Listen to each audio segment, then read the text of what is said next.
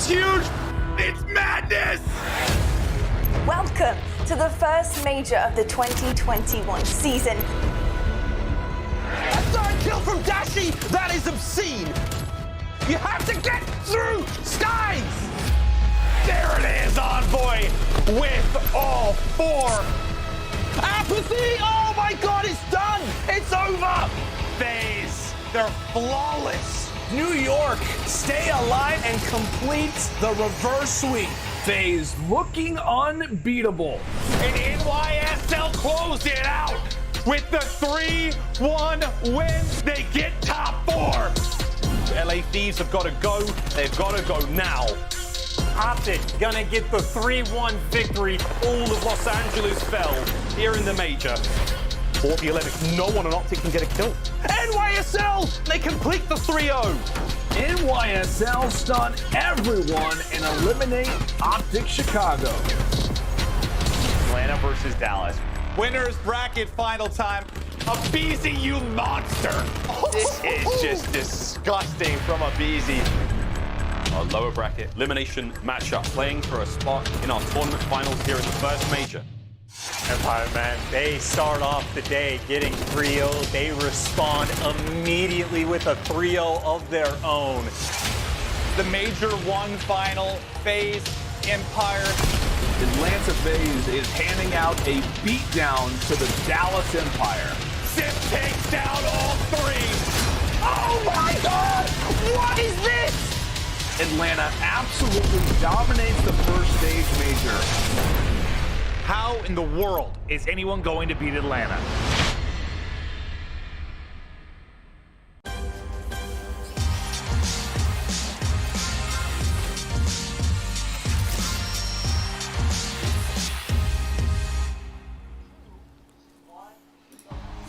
It's time for Major 2 presented by Zenny Gaming, and our first match is moments away. The new look Thieves with Drazah will take on the Legion in moments, but first I wanted to welcome you guys to the CDL HQ presented by USAA. The Thieves came hobbling into this major, and now news drops that Kenny was so upset with how things were going he requested a trade. What do you make of what is going on with the Thieves right now? Nameless, we'll jump straight in, man. Yeah, obviously it seems like LA Thieves are in shambles. To me, this is a last-ditch effort. It's equivalent of a 90-yard Hail Mary in the fourth with 1 second left. I don't really know how they come into this series and really perform when they have had no practice. And honestly, I think that this was a very tough decision for them, but they realized that their core does not work whatsoever. So you look at this team, I mean, over the course of their last 2 games, they've gotten absolutely smoked. Last 3 games, really, they've only won 1 map with Venom, so they decide to make this change. And I honestly think that they're just looking forward to the future roster changes. They're bringing in Drazah and Venom to sort of gauge where these players are at and maybe make a trade for them in the future and change this entire roster. Because as it's standing right now, it has not been working. And I think going into this series, they're going to struggle a lot. Yeah, I'm right there with you, man. You know, we talk about it, that core 3 between Slasher, Kenny, and TJ has just not seen success so far like they have seen it throughout stage 1. Just not been clicking. So obviously the team knows it. The management knows it, so that's why they decided to make this change. Obviously, swapping out Slasher for Drazah is going to be such a big change up because you're going to put Drazah now at that flex and Kenny's going to be at that main AR.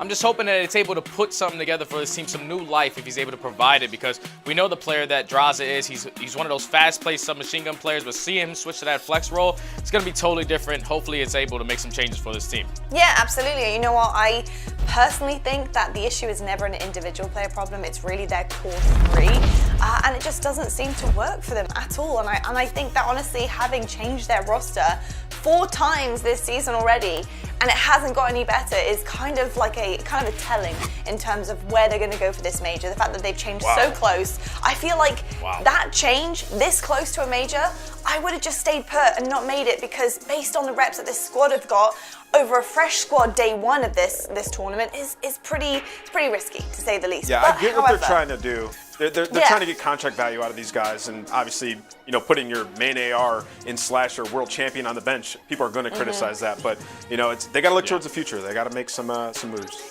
They do, but was it good to look forward towards the future this close to a major, literally day 1, brand new roster? I don't know. Hey, look, it might work for them. But anyway, talking about this team, do you expect Thieves to make it to day 2 here of the major Nameless? I do not. I think Paris, there's a lot more solid of a team right now, and Respawns are sitting at like a 500. It's really just their search and destroy that's been weak, but even though it's been weak, it's been better than LA Thieves as of late. So I think Paris take this one. Faith in the guys in this squad as long as Fire decides to play at a consistent level today. Yeah, I'm right there with you. I don't think that the Thieves are going to have what it takes to take a team down like Paris because, like you said, they're a fairly new team. They've only got at least 2-3 days worth of practicing, so their respawn is going to be up in the air, but the most important thing is that search and destroy. It relies on a lot of chemistry, relies on a lot of consistent reps, just practicing over and over and over again, but obviously this team being brand new, I'm going to have to put Paris over on this one. Yeah, I totally feel you guys there in terms of Paris. I do think that they do carry the firepower, especially over Thieves and with the unknown heading into the first day. But talking about the first day, let's have a look at our bracket for this major because you need to know exactly the journeys all of our teams are going to be going on. Now, I'm looking right now at winners bracket currently because I'm looking at OpTic and it was awesome to see them beat Dallas the other day. But beating Dallas meant that in winners round 2, if they make it through Ultra, they're going to be meeting FaZe. Like, I find that so strange because obviously it's a great feeling, but I mean, meeting FaZe over Røkkr, I don't know. Where are you at with that, Nameless? I think it's better off playing FaZe earlier than later in the tournament. By the time it gets to grand finals time, like FaZe is going to be battle tested. They're going to be sitting there, you know, super excited, ready to go, and you have to beat them in like 4 search and destroys, right, Jay? So yeah, that's extremely tough to do. Yeah. I think you knock them out now, send them to losers, and hope they get knocked out so you don't have to play them again. So I think it's better. That is true. I do see your point there. You're an expert for a reason. Here is our US Army schedule for you for the major. As you can see, we're beginning things off with LA Thieves versus Legion. We've got Guerrillas later today versus Mutineers. And then tomorrow, get ready, folks. 4 games in a day. Our major is going to be litty. We've got Empire versus Subliners, OpTic taking on Ultra, Royal Ravens and Surge waiting for the winners as well. So lots and lots and lots to look forward to. And I cannot wait personally. But coming back now to Los Angeles and the Guerrillas, have they done enough at this moment in time to convince you to make a solid loser bracket run, Nameless?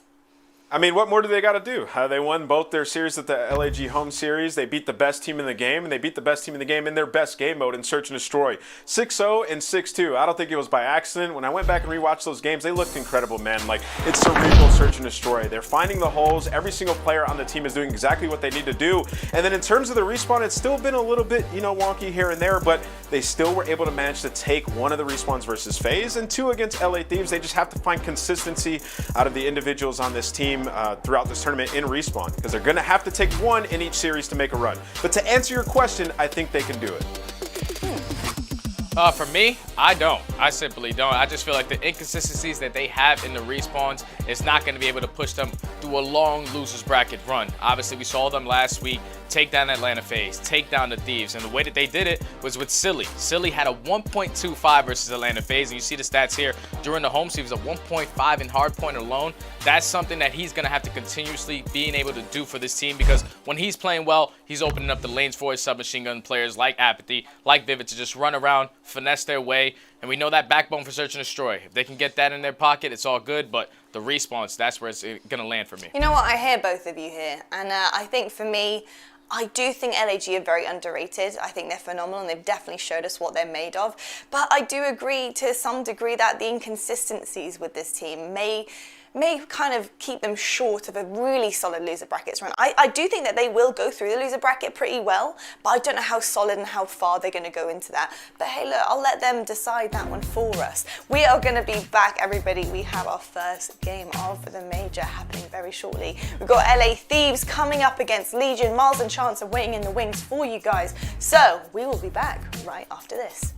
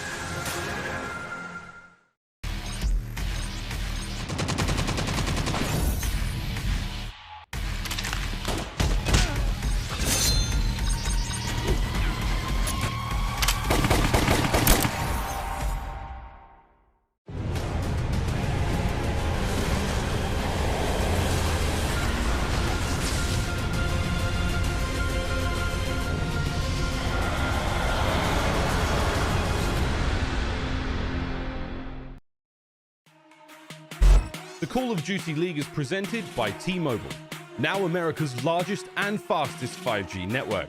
Set your sights on the competition with T-Mobile, the leader in 5G. Scump, the official controller of the Call of Duty League.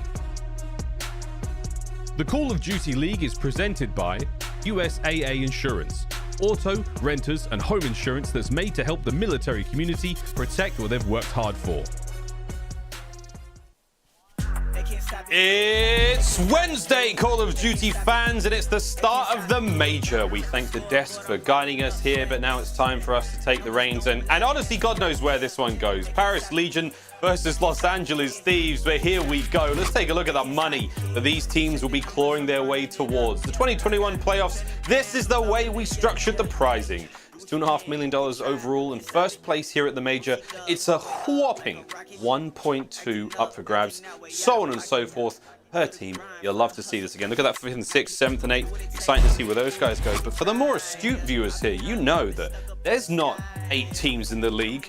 Not everyone's walking away with cash here at the major. A quick look at the CDL points presented by Game Fuel, and as you can see, still Atlanta FaZe tippity top of the Call of Duty mountain for now, but I would expect chance plenty to be changing here, especially with a spicy major ahead of us. We've seen FaZe take a loss in the build-up in the road to this major. Will they take another one? That's a conversation for another day. For today, my friend, we've got ourselves a treat. Paris Legion gone up against the LA Thieves. My name is Miles Ross. His name is Chance, and we hope you're excited for what will be a wonderful day of Call of Duty. How you doing, brother? I'm doing great, and I'm excited for today because it's pretty much the day of who the hell knows, right? Thieves make a roster change right before the major. That's like the inverse of old school Call of Duty, where everyone used to change their teams immediately after an event. So who the hell knows what's going to happen with this team? And then the second series we have Guerrillas versus Florida. Those two teams are wild, incredibly difficult to predict. So for Miles again, who the hell knows? I'm just looking forward to the actual matches. Who the hell knows? But let's all find out together. First team in this matchup, one of the fun ones, coming all the way from the West Coast, the best coast, ladies and gentlemen, the Los Angeles Thieves.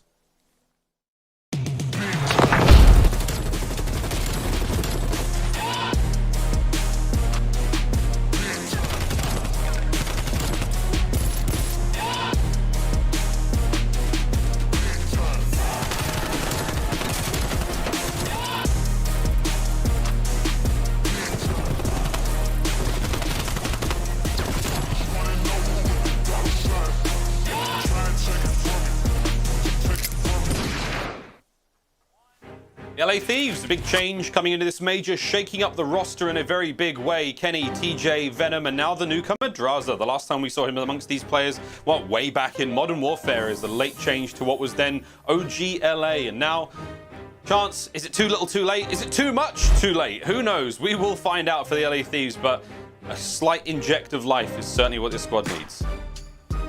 And maybe that's what they're going to get, right? Drazah, when he came on board of the team just last year for OGLA, they turned it into success, right? They went from a team towards the bottom of the league. They ended up placing like a top 6 at champs.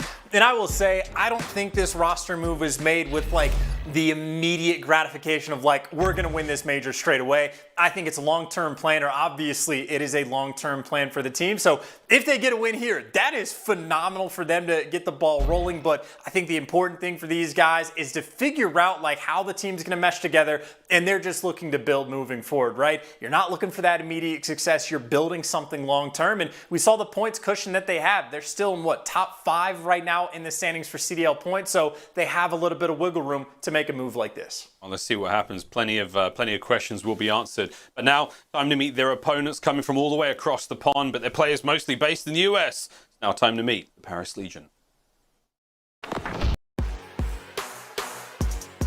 Wonderful start here for Paris Legion. Paris Legion just about pushed that player off the hard point. Can they clutch up and go big? Classic just being aggressive in the plane. Fire's got to get on the bomb, and he will. He finds the kill. Unbelievable stuff. Awkward from the back end, able to pick up 3 along the way. Paris Legions. What a round!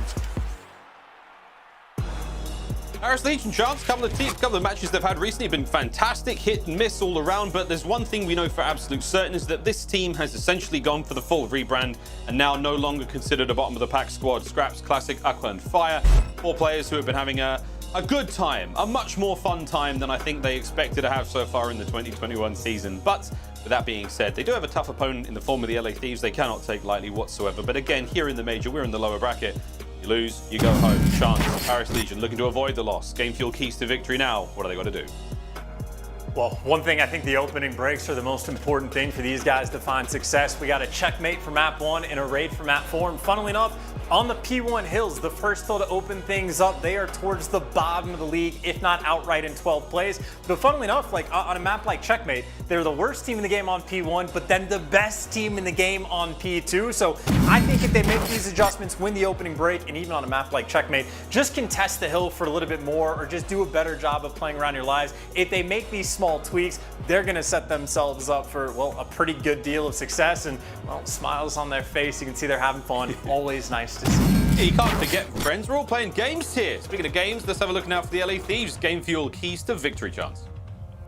And this one, obviously a lot tougher to call, right? This roster has only been together for a few days. They are coming in with a minimal amount of practice. But when you look at the roster they have, aggression is not going to be an issue. All 4 players across the board are capable of playing as fast as anyone else in the league. So I think you got to make use of that. And maybe the more important thing, have the freedom. Just try to play comfortable, and if there's something going on the map where if there's some sort of structure, if this is the way the Thieves like to play this situation before, throw that into the wind, man. Let Drazah and Venom still get as comfortable as possible. Let them have the freedom to just play their own game, because I think individual plays right now for the Thieves are really going to be their only path to success. And then, of course, when you look at the maps and modes we have through our series, we talked a bit about the checkmate, and we talked about a little bit about the raids for the hard point. But even for the search and destroys, the Thieves should have quite a bit of information to work with. These are maps we've seen Paris Legion on quite a bit. So as far as the vetoes goes, if you're looking at it from the Thieves' perspectives, it is not too shabby. Of course, though, with the new guys on the roster, who the hell knows, Miles? Who the hell knows? Who the hell knows indeed? Well, again, what can you expect for Paris? Expect the unexpected. LA Thieves going to be throwing caution to the wind and going absolutely balls to the wall here to try to steal a win and hopefully move forward here in the major. But again, what will be will be. We now get into map number 1.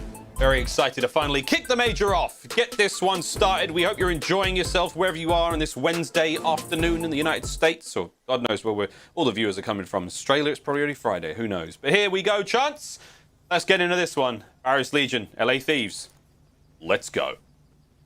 And again, just trying to dial in on the opening breaks here, right? Paris Legion obviously going to be set up for P2. At least they had those side like early on, but they have struggled on this hill before. While the wall banging's coming through, TJ gets the Nets pick, and maybe there's an example as to why they struggle. Kills do not go their way, and well, playing control fully in the hand of the Thieves. Yeah, for now, Drazah will stay on him for a little bit. Again, his debut here in the 2021 season. Scraps is going to find a bit of a team fire on Aqua there, and the nades back and forth. But a lot of team fire in this opening break. It's a messy hard point, there's no doubt about it. You've been there in league play yourself, friends. You know how crazy it can get in that first point. But already, LA Thieves from the 19-second lead, looking to push this one forward. Scraps trying to get involved, a little too late. But again, for Paris, saving grace right now. You may have lost the opening battle, but you do have that second hard point locked and loaded. And Chance, if the stats are anything to go by here, I think we'll be looking to see them make the big comeback here, unless we see the Thieves on the break. Oh, hello. I mean, this is almost exactly what we see from this team time and time again, right? You look at the scoreboard after the first hill, things aren't looking great, but then they have the full setup. They have plenty of map control, and well, they'll be the first team inside the actual hill. Aqua just gets to post up and hang out. Fire gets to chill on top of the shark fin in the back of the map. So as long as they continue to play this well, you expect the bounce back from the team. I would worry now for the LA Thieves. Is the breaks going to be good? Are they going to be coordinated enough to mesh to do something special here? Kenny now running that main AR position. We're seeing Classic on your screen trying to find a bit of a cheeky poke into the backside of Drazah. Does manage to land it. TJ coming through mid now. Classic won't be able to take the better of him. The front line now brought directly to the lines of the hard point, but still, it seems to be Paris controlling this one. The lead now changes hands. Scraps trying to make safe the back line, but whoa, here come the Thieves in from behind. One player makes the entry. Aqua manages to get a trade, but it's not going to be quite enough, as once again, they hold the second point. Admirably, Chance. You called it, my friend. All good in the hood for Paris. And certainly not a full 16 Thieves eventually get the break, but the damage mitigation is certainly there. I think it really is a theme for the Paris team, man. If they just stop taking some of these gunfights inside the actual plane and just hang out and contest, they could put themselves in a little bit better of a spot. But obviously, no love lost, no big deal. They are hanging out inside the actual point and have taken over the lead. So Paris maybe trying to heat up just a little bit. But on the flip side, all of the ARs in hand of everyone from the Thieves, it seems like Drazah been running that secondary Krig, and of course Kenny right there with them on a 3 spree as well, potentially thinking about some streaks. Let's see if the streaks can come to fruition. Still back over towards the LA Thieves, still decent control here on the third hard point. Looking towards the next as well, but here comes Classic in from behind. Shots now making himself known, straight into the gun of Kenny. With nice shots all in all. That's going to be 4 in a row chance. You called it. Streaks are on the menu. Will he be able to deliver? Here comes kill number 5. Does manage to land it. Now you're going to see Kenny really start to turtle up, slow this down. Put that Krig to work down that long A streak, but Scraps there first. Flash connects. Will his teammates be able to get there? Streak's still alive for Kenny. Hardpoint will flip over. Will be in the hands of Paris for now.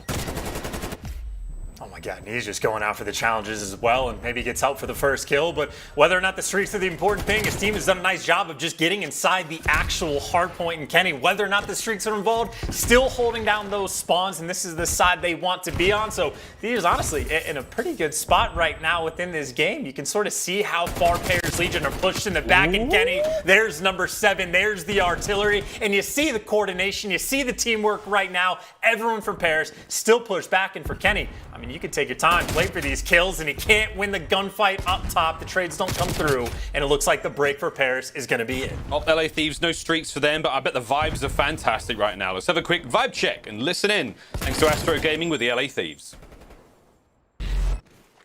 Here, I'm out of now. I have right, so. Yep, look at over here. In the crate. Absolutely in the crate. Yo, top left. I got hitting you. Alright. Nice, one top left. Okay. Try cut. I'll take up front. Focus left. Nice. I have time. Okay. Are we double pushing? I'll push up in plane. Yeah, we're double plane. Where's he going? I'm gonna exit. I need our exit. He went in there. Left push. I got to exit, guys. I have exit cross. I'm gonna try to double left here. We're good. Our stairs, 2 our stairs. I'll be up front. Got one. Yo, left corner in our stairs. I'm out back. Okay, push you left. One more there. Yeah, one. I want to keep front. On our back steps. Back step, Nice. I know it's fire. He's shouldering the box. Be playing. Okay. Oh shit. I'm gonna play for you. Lower wing on our stairs. I'm gonna die from. Alright, I'll go. I'll pull it. Okay, I spawn out. Play kills, nice. Scraps, one shot, Tom. Still up, I need Tom. Fire in the back. I need Tom. Nice, chow. Back our steps. Okay, sit down. Nice. Spawn behind me. Yep. One shot, wood, till up. Okay, wood, not down. I didn't hit him. There's one back on you. I'm blocking. I'm playing top right. Absolute wood wall. I'm trying to help you. I got hit it. They can be in there. Back there, stairs. One shot back there. Yeah, what's me do? I'm blocking. There's 2 exit, one's wall. Yeah, one's in there. There's 2 plane. I'm looking in there. Double there on you. I'm absolute. That's a funny timer. I'm absolute. Got it. And wood, Nick. Absolute wood. One more. Enter. Nice. Absolute left wing. Chance, it sounded quite intense. I mean, there was a certain fire there to the LA Thieves comms. And I would say, if nothing else, like every single situation, they're just playing it, trying to get the best value out of it. There's no like upsetting about the fact that on the money hill it gets broken. It's just, all right, here's the situation. What are we going to do on the map? And they just get the job done. I mean, we go through the first set of rotations. They have a confident lead. And well, if you get these players confident, you might be able to start running away with the game. But on the flip side, Classic able to pick up 2. Paris, well, they need someone to get hot. Might as well be him, but he gets chopped down. Is main AR Kenny still lighting up the feed? Here comes Kenny. Gets back into the point. 160 are climbing right now, and it is a very uncomfortable lead right for the LA Thieves. But for how long can they hold it? Paris now inserted offense as they make their way into the final few seconds of this hard point. We will not see them with control towards second. But let's see how they go on the break. And again, they're all bunched up together, able to make this work out if they can find the kills. It's going to be Venom holding the top plane down. He finds 2 kills. Classic manages to sneak forward. Quick slide forward. Drazah is going to take care of him. LA Thieves, they'll continue to hold the point. And that is a clean 4 down as well, so this makes their job that much easier on the next go around. You get your ARs nice and pushed up, and well, Kenny can't win that one. He has been struggling against these super close range gunfights, but that is effectively as you'd expect, and it looks like Paris, just the instant rebreak. You go from getting wiped, clean 4 down, you bounce back that quickly. Well, it was necessary for them to have that happen as they still find themselves down by more than 80 points, but hey, you break the money hill, you gotta be feeling at least a little bit good about that. And frankly, it looks like the kills, a lot of them starting to go their way. And frankly, if Fire picks it up just a little bit, Paris, the comeback potential is always there. Yeah, it is. Classic. Spree on the works. It's going to be 5 in a row. Looking for number 6. TJ backs it up. Smart as you like. Finds the kill on a Classic. Stops the spree at 5. We've still got Legion with a decent amount of control. Now trying to break the hard point from upstairs. It's going to be Scraps. Matty Marshall. Can he find the entry kills? Nice bit of crossfire comes through from Fire there. So here we go. An opportunity to get onto the point. Aqua's now going to bring his gun down low, and this is great. Paris have made a decent break here. TJ, though, back off spawn, straight into the mix, trying to deal the damage. Fire now on the point. You said it, Chance. He needs to just step things up a little bit, and already those kills, they make a big difference. We've got Paris with a hard point. And you see the sort of situation being flipped on its head just a little bit from what we saw the first time around. This was a hill where Thieves really where they started to run away with the game, but now you got Paris Legion on the side of the map that they're going to want. They've sort of shut down the time that Thieves were getting just a little bit, but again, it is a slow crawl trying to work on this comeback, and really any bit of scrap that the Thieves were able to put together is good time. But Classic up top, he's got a little bit of control and just a few more gunfights to go their way, and they're in a pretty good spot. 3 kills for him. As you see the map control solidified, rotation to the hill is absolutely there, and Thieves, well, they're getting the worst possible spawn for the moment. Gonna have to take a hike before they can get to this new hill. Let's see if Classic can slow these players down, put some rocks in their socks and make that walk an uncomfortable one. Scraps is now gonna hold the hard point. See if those shots keep working out. Classic there, still on the other side of the map, causing nothing but discord. Keeping them at bay. Classic's on another 5 spree now. Paris not out of the woods just yet. Starting to get a little more dangerous. Whoa, Classic almost managed to get one more out of that. An unbelievable string of kills and a wonderful bit of work now for Paris Legion to get back into this one. Hardpoint still in their hands. It's going to be a push now from LA Thieves. Drazah from upstairs manages to get that kill. 2 more players push through the A street and take full control now of the hard point, but you've still got Paris on the contest, still got me in the kill feed, and it is back and forth, Sean. We're not out of the woods just yet for Paris. I'll say it before and I'll say it again, but this hard point feels far from over. Far from over, but at the same time, again, any bit of scrap time Thieves are able to get on their side is going to be massively beneficial for him. And frankly, Kenny, again, another little spree for him. This is number 3 for him, and he finds the next player, can't win the gunfight, and the trades do not come through. Paris Legion need the full 60 on this hill, or at the very least, need to make sure time doesn't go through. And Thieves, I mean, they might be thinking about the flood, just trying to push up through Tetra's side, but Scraps is there to chop them down. They get the setup that they want. They get 2 players set up right now for playing control Paris. This is the opportunity to get right back in the game. Yeah, this is going to be big. Kenny's going to invest the artillery. 1 on the point. Doesn't catch fire. He manages to stay alive. Clock's still ticking in favor of Paris Legion. Kenny does manage to find a few kills there, but still, you have to make the push towards the hard point. Spawners now for Paris Legion still close. The reinforcements bringing their way forward, but once again, it's Kenny leading from the front. Here comes the shots and the backup there from Venom from behind. Scraps with artillery of his own. He's going to now land a few, but is it going to get them off the point? Oh, it hits the roof, but it does manage to catch one. And he goes down. Still, an open hard point for the time being. A chance this is not over yet. Paris spawning close. Drazah now from behind, trying to deal their damage. Finds one. Another player in his line of sight and a good bit of shots as well. Oh my word! He lands Classic as well. And it's going to be a couple of kills now. A decent amount of control. Paris off spawn. Do the Thieves have enough to get it done here now? I mean, they're set up inside. They're set up inside and only 10 seconds to go in Paris. I mean, you get one team push at this and they're all coming from the back, but if you have the flood, you're going to get chopped down. But Scraps, the first one in, the contest is here. 2:43 on the clock when it gets stopped, but now Drazah flanking around back, has him lined up, and Scraps again, just trying to stay alive. The contest is all he needs. He's playing with his life. He gets chopped. He's trying to buy his teammates time to get to the point. And Classic, able to pick up 2. Venom with the response for the shutdown. It's scrappy as ever, but Paris still alive. They're still alive. Drazah finds the kill. One more. He's going to get it done. That's the contest. It's not over yet. TJ's there now to finally get the last trade. Still the contest. Finally, LA Thieves get it done. And whoa, boy. The Paris Legion pulled that one right back. But man, LA Thieves coming out the gates hot. Plenty of fire in their bellies. And Drazah with the last 2-piece there on point, man. I thought he'd done it there, but Paris kept throwing bodies on point. An exciting start to the series. Whose pick'ems are ruined? Be honest. Hands up. Be honest. Not me. Let's see how this series goes. I mean, I'll say I think I had it as a 3-1, but already that is an immediate shakeup, right? Like, if you're on the side of the LA Thieves, you're looking for any bit of confidence you can find. Obviously, on like an individual player basis, certainly, but like, I don't know. I'd have to imagine you just know going into the series, you have to pop off and go crazy to have a hope of winning a match on this short of a notice, but hey, they get the job done on checkmate just to set the tone. I mean, you had what? Not even just Kenny showing up as the main AR. There you go for Drazah, 1.64 in his first game, and he's rocking out with the Crimsix as well. I mean, hell, the man is flying out of front wood, hit firing with the Crimsix, confident to get those kills, and well, he absolutely got him, but there you see 6K damage from the new player on the squad, and Kenny not too far behind. Hell of a performance from the LA Thieves, again, just to set the tone. Sets the tone, first maps in the books, and very, very interesting start. Everyone's scratching their heads, all those superior card analysts in the chat and in Reddit now thinking, is this it? Honeymoon period. Can it last a few more maps? Can it last a few more days? Well, find out after this quick commercial break, friends. Search and destroy when we come back.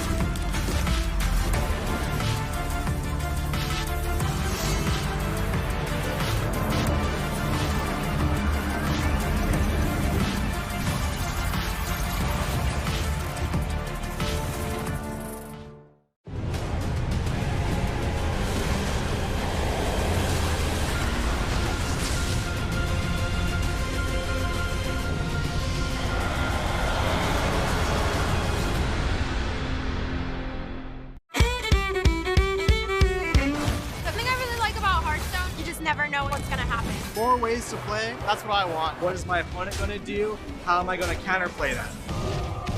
Play Hearthstone now!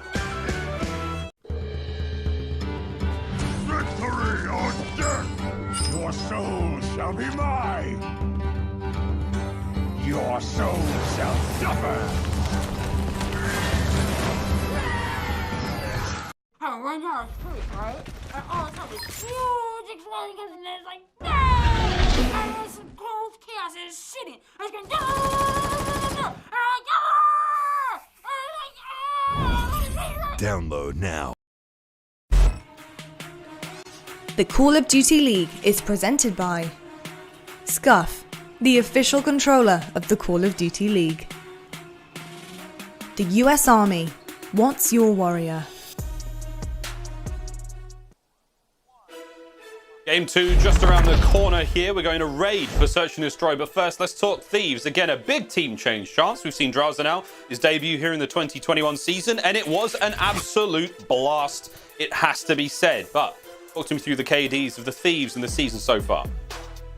I mean, you could look at good KDs, bad KDs, this and that. I think really the stats that matter the most is just the win column, right? Like Slasher, it's not like he was underperforming. He certainly looked good as a player, but even if every single player on the team looked good, they weren't getting results. So obviously the change seems necessary. And even Venom, like he is the worst KDs on board, but hell, for the game number one, it's not like his KD was fantastic, but they got the win. So I don't know, they're looking for that like puzzle, right? If they can solve it and start getting those wins, that's when they're gonna be back on top of the world. And I would say right now, I mean, you got the 1-0 advantage, you had your main ARs absolutely frying, and you go into a raid S&D where, I mean, Paris have played the map a few times, but the record isn't great on the map. So picking bans, maybe you say they go their way, and if you're trying to game plan against a team that has made this many roster changes, I mean, you just simply can't, right?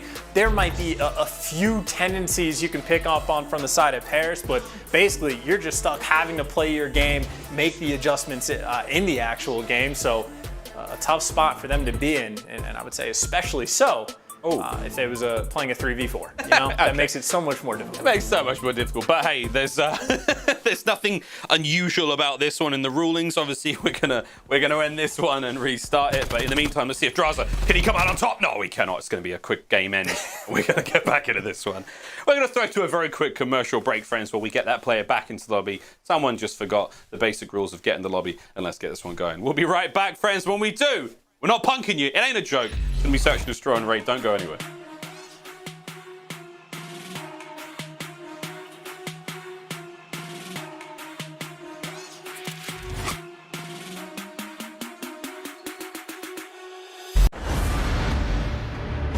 Beyond the veil lies the Shadowlands, where every soul has its place.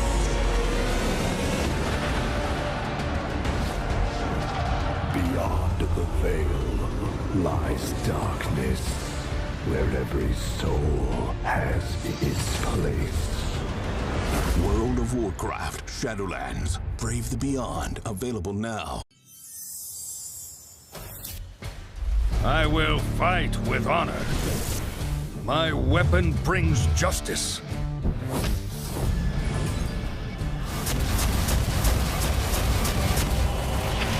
For the Alliance!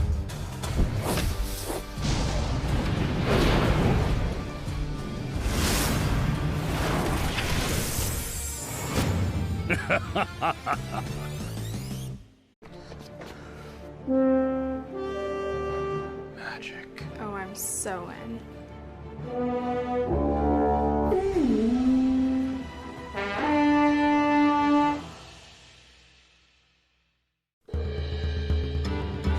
Victory or death! Your soul shall be mine! Your soul shall suffer!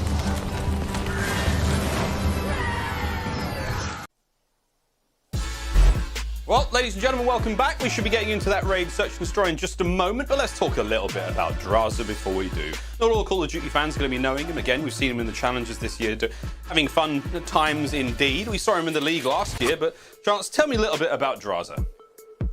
I mean, one, if he was in Challengers, that means he has dealt with the absolute passion pit this year, but he hasn't been around for such a long time. Like, it's basically the story in my mind from his point of view is he joined in the OGLA team last year and helped turn their game around. He was playing with Hollow. Like, they came in together and had a ton of success, and he moved from Alaska. So, like, that's the kind of internet he was used to dealing with back in the day. Now you get him over to, the more continental side of the United States. Gonna have a great time with the new internet connection. Obviously, Hazard spelled backwards, always a little fun fact to throw into the mix, but he looks great, performed well in Challengers, and again, he was one of the players that had enough success last year after coming onto the team that I think at least my personal expectation was for him to end up in the Pro League again this year, potentially with the starting spot. Obviously, when the roster gets cut down, he was just one of the players that didn't happen to make the cut, but now that he's back, I have high expectations for him once again, and he performed incredibly well in map number 1, so a nice start for him to have. Of course, for Search and Destroy, again, just the interesting part, if you can't game plan for specific players, it can be tough to manage them. That is why I think a lot of these Challengers players, when they came up for the first time, Search and Destroy is a game where they have the potential to take over. Only get an opportunity to see what the young man can do. We'll get another shot here as we go back in a raid. First one plagued by an unfortunate disconnection, but this time everything seems to be squeaky clean. What do you think that we are? Merc and Maven? Come on, guys, just play it. We like a dropout free game. Thank you very much. Here we go though. First round is away. There's gonna be a B-bomb push already now for Paris Legion. Any Semtex up.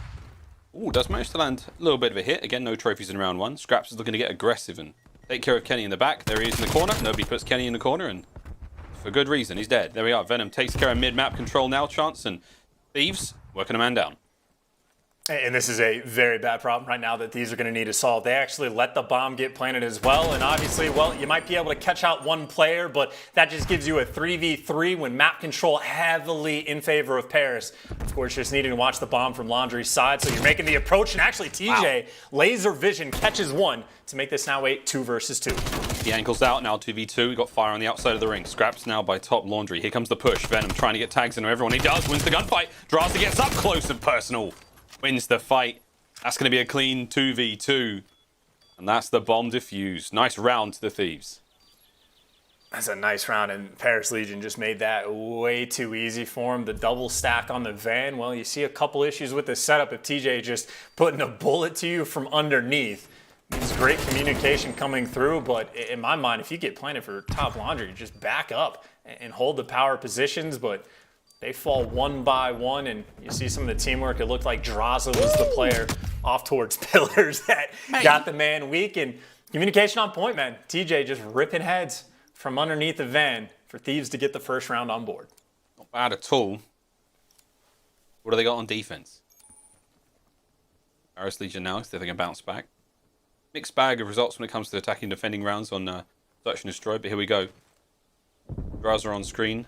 Brig up, making his way forwards. Ooh, classic, little too eager. TJ cuts him down with that slower timing.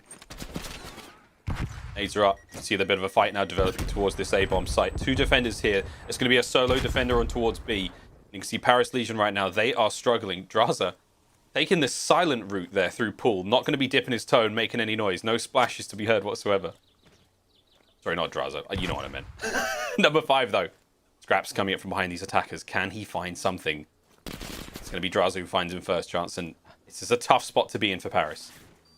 And this is an interesting setup as well for the Thieves, right? Because TJ is the man sort of floating around the yard area, so he can make a play at any given moment. It looks like 2 players for Paris are trying to work their way through jungle, but that's exactly where everybody's stacked up, and Drazah just needs to call it out for his teammates. The help is there, the kills lined up, and Kenny able to pick up 2. And now Firewelt working through Art. You see he's jumping around, he's making noise, and everybody on the LA Thieves knows where he's coming from. Tagged up and nowhere to go. Miles, I was not expecting this, but Thieves having a great showing so far in the series, win the hard point, and have won 2 rounds in fairly easy fashion. I would say very easy fashion. They were incredibly clean rounds. Very little resistance there on the retake in round 2. Thieves looking fine so far. It's going to be 2-0 for Venom. Drazah sitting at 1-0. 3-1 for TJ and a nice 2-1 for Kenny. So all things considered, Thieves, this is a great start. Can they keep it going, though? Paris now on the attack, looking to go towards the A-bomb sites. 2-2 split. Classic, he was blooded in the last round. First player to drop in the game. This time, he's going to be able to get that bomb forward. Eyes up. No idea where these players are. Just a quick plant. Here come the reinforcements through the backside of bedroom. Thieves working in tandem together. TJ leading the charge. Now trying to clean out the back. Here we go. Venom's going to be right behind him, shoulder to shoulder, as they make their way forward. Fire up top bedroom, Scraps down low.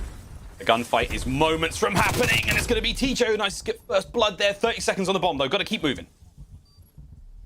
You got to keep moving. You got Classic still alive in Tiki as well, but everyone's pinching, and you got Kenny on the full pinch as well. Last man left up in top money room, eviscerated. The clean retake, and again, Miles, they're just making this too easy for him. Like, you're letting players go on the flank.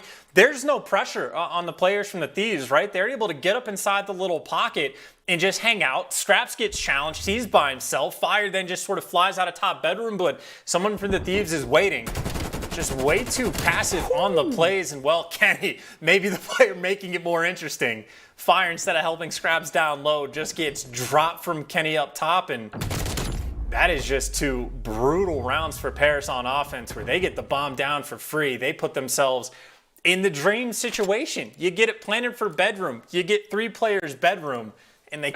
I would be hesitant to say anything otherwise. It does not feel great right now for Paris. Can't even find a kill. I mean, these are dagger rounds in my mind. This is a tough Paris. They're going to have to bounce back. I mean, immediately. This round, in my mind, might just be a must-win one. I would be hesitant to say anything otherwise. It does not feel great right now for Paris Legion in the Search and Destroy. We're about halfway through, and they can pull this back, but they've got to do it now. 1 player in mid for Paris now on defense. The 3 of them spread across the back line. It's going to be Scraps getting that first blood onto Drazah by ring. So that makes the B-bomb site a little bit safer. Venom comes forward immediately, picks out Fire. Just like that, it's a 3v3 once again. But still, Paris without opening blood, that does slow the play down. They have managed to go towards A, so again, the play call, they've not read it too well. E-bomb site's wide open, should be able to get that plant down. It will go now for the LA Thieves. Paris deliberating a little bit too much chance, but they have managed to swing over towards B, maybe in the nick of time. And you see the information TJ is able to get is just saying, hey guys, they're all going to have to come through laundry. I've got everything else for you. And well, with the nades making a little bit of noise, it makes that much more obvious. Kenny able to spot out one player looking for this information. Scraps over towards Ring, but his teammate looking to hunt him down and at least gets traded out 2v2. 2v2 right now. Here comes the push through mid. It's going to be a big kill there from TJ now to slow this down. Final 20 seconds. Scraps going for a bit of a flank. Oh, can't win the gunfight. It's a massive pistol kill. And it's 4-0. It's 4-0. The pick'ems are almost chalked. You've almost ruined my bracket, and we're not even halfway through map 2. Oh my God, Thieves. And these are just good plays as well. I mean, TJ, I think maybe only finds one pick that entire round, but like he was the player that wins it for the Thieves in my mind, right? Even though they got blooded, he is sitting over towards pool steps, and he just feeding that information to his teammates. I've got mid-map for you. I spotted at least one player in kitchen. Back laundry is the only option. And well, Paris Legion a little bit too slow on the retake, and they got 2 players still looking for their first kill.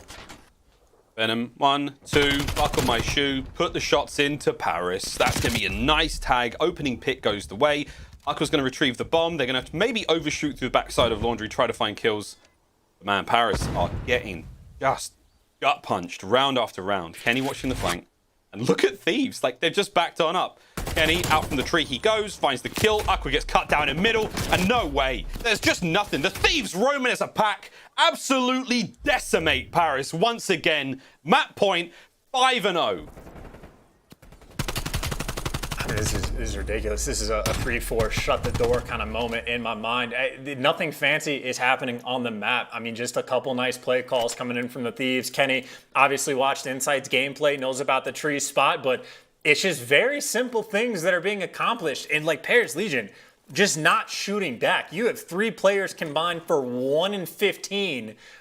I mean, it's just what? Pandemonium, confusion. They just look lost on the map for the moment. More aggressive setup mid-map this time. They're trying to make a play, but the trap is set. Venom was waiting for you with his teammate. You got streaks for the next man at Aqua. 1v4. Good luck. Have fun. GG. 6-0 for the Thieves. In the most dominant map that these guys have played all year long. And they're doing it with an amalgamation of a new roster. It's just Drazah's on the team now. Venom's only been here for a week and a half. And they get the 6-0 against a Paris team that has been incredibly solid all year until this moment. I mean, there's no other ways to say it. They just got absolutely smoked. Okay, let's have a show of hands. Whose pick'ems are slowly but surely falling to pieces? Whose bracket is starting to look a little shaky? It's getting worse and worse. It's getting better and better for the LA Thieves. Venom, that 2-piece towards the end, man. Like, no way he wins that fight. That was unbelievable. A huge turnaround right now for LA Thieves.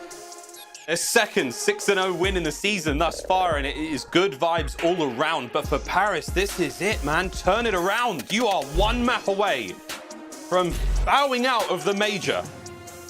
Quick look at the stats, and it was mostly dire, but Kenny and Venom, big damage around. TJ just on the edge of that 1,000 damage, and Drazah, 2-1 overall. Didn't have to do too much, but influential plays nonetheless. Chance 6-0. It doesn't really get better than that.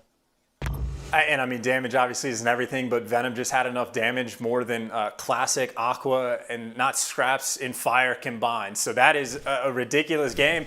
And I'd say for the Thieves, again, even 1 series win would be nice for these guys. They're on the way to getting that in a dominant fashion. And if confidence was ever the thing that these players lacked, well, they can't lack that anymore.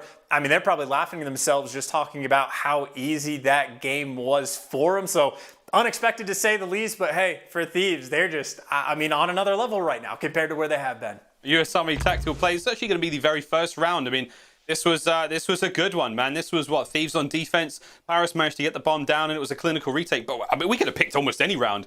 Tactical plays are plenty. LA Thieves looking fantastic on raid chance. But walk me through the final moments of this one.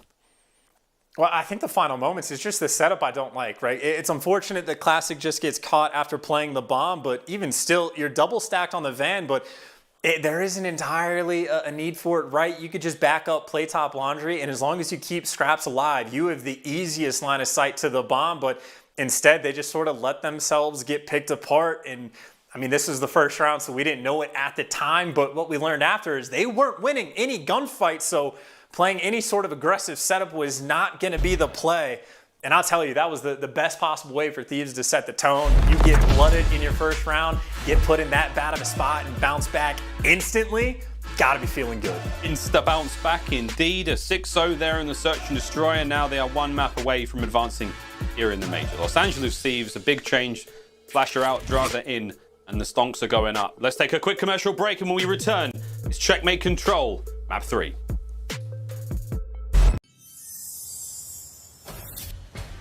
I will fight with honor. My weapon brings justice.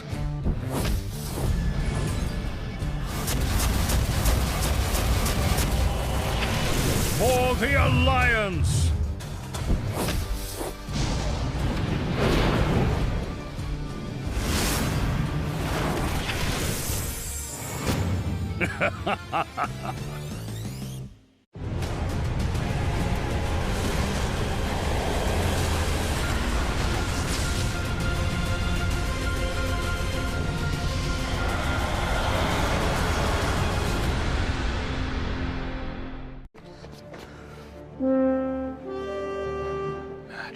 Oh, I'm so in.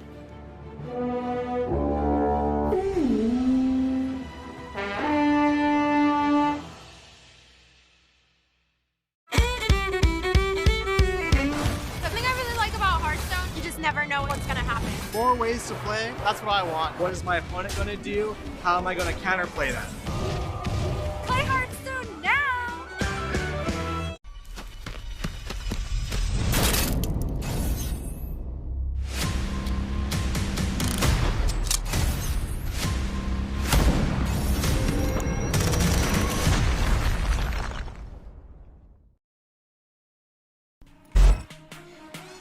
The Call of Duty League is brought to you by GameFuel.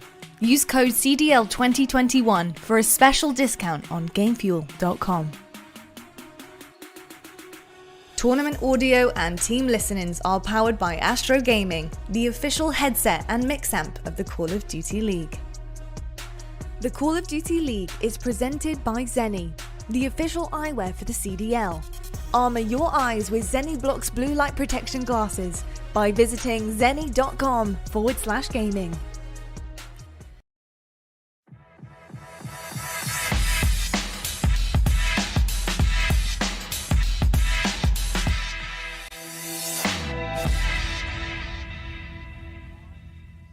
Ladies and gentlemen, welcome back. Map 3 just around the corner. Before we get there, we're talking fire. Chancy's had a mixed series so far. I mean, today's not going ideal, 14 and 35 overall, but you brought him up in the hard point rather, where he was like find a couple of those big kills. As soon as he finds those kills, the team's straight back in the map. And again, it's tough to make the run, but right now, for damn sure, fire is in the hot seat. But Tish.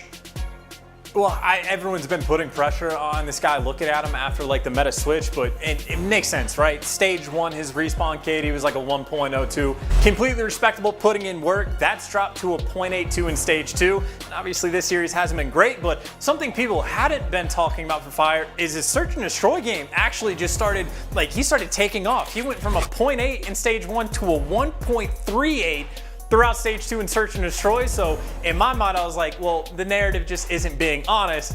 And then, well, you see what's happened so far this series. So yeah, I mean, pressure's on right now for him and for Paris. This is not an ideal spot to be in, even for the control. Like, it's the same sort of story for the hardpoint. Paris has been solid in the respawns all year. The exact same thing can be said for the map 3, but I just don't know what kind of confidence you could be having. I mean, hey, you got a couple smiles on the side of Paris Legion, so they might be prepared for the bounce back, but I mean, you've just given so much momentum to the side of the Thieves. Like, they're gonna be ego challenging every gunfight. There's gonna be no fear in their hearts in the slightest, and well, on a map like Checkmate, you know it can be AR heavy. We know what we saw in map number 1. It was Kenny and Drazah having a field day, so I don't know about you, Miles, but I'm thinking about that 1-3 record the Thieves have on this map and thinking about maybe this might be the time of all times for it to change. But maybe it's today. Maybe it's today. I'm thinking about what you said earlier about, you know, can the egos write checks that the gunnies can cash, or I forget exactly what it was, but I might have butchered that one, bro. But LA Thieves, this is it. This is like crunch time. If you go 3-0 over Paris, you can safely say the team change was well and truly worth it. Paris, It's time to make the comeback. Here we go. Classic the first blood. Lane looking a little bare. Oh, I take it all back. Kenny finds 2. That's that. It's over, mate. You've already got A zone control. They're making their way forward, trying to push these players back. Kenny once again.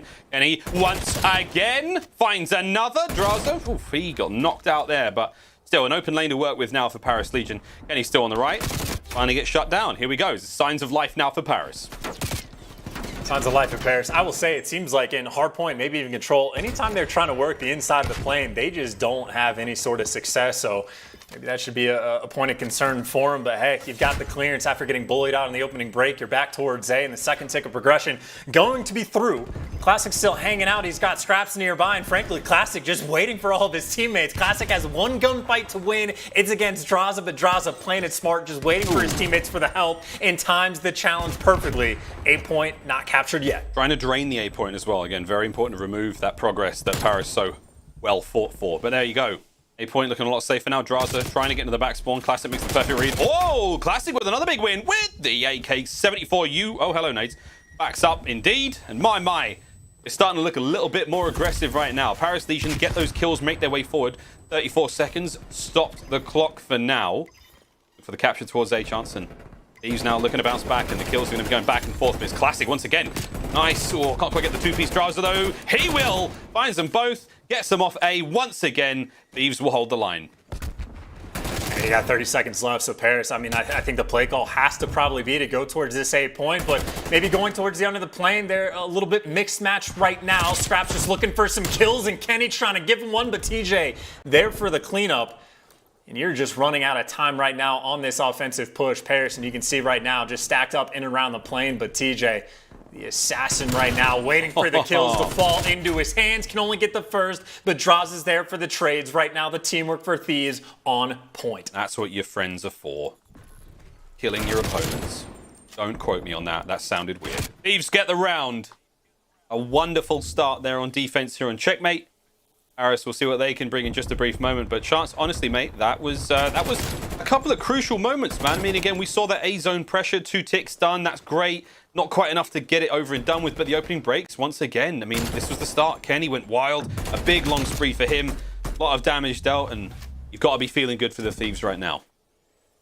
And obviously, if you're a Thieves fan, you have to be very happy with Paris Legion. Just even when it was obvious there was no way they're going to win the offense, still managed to throw away a couple more lives because Paris seemingly just has no thoughts about that round 5. So these will be happy for it. They have a 6 or 7 life advantage, I believe, for the moment.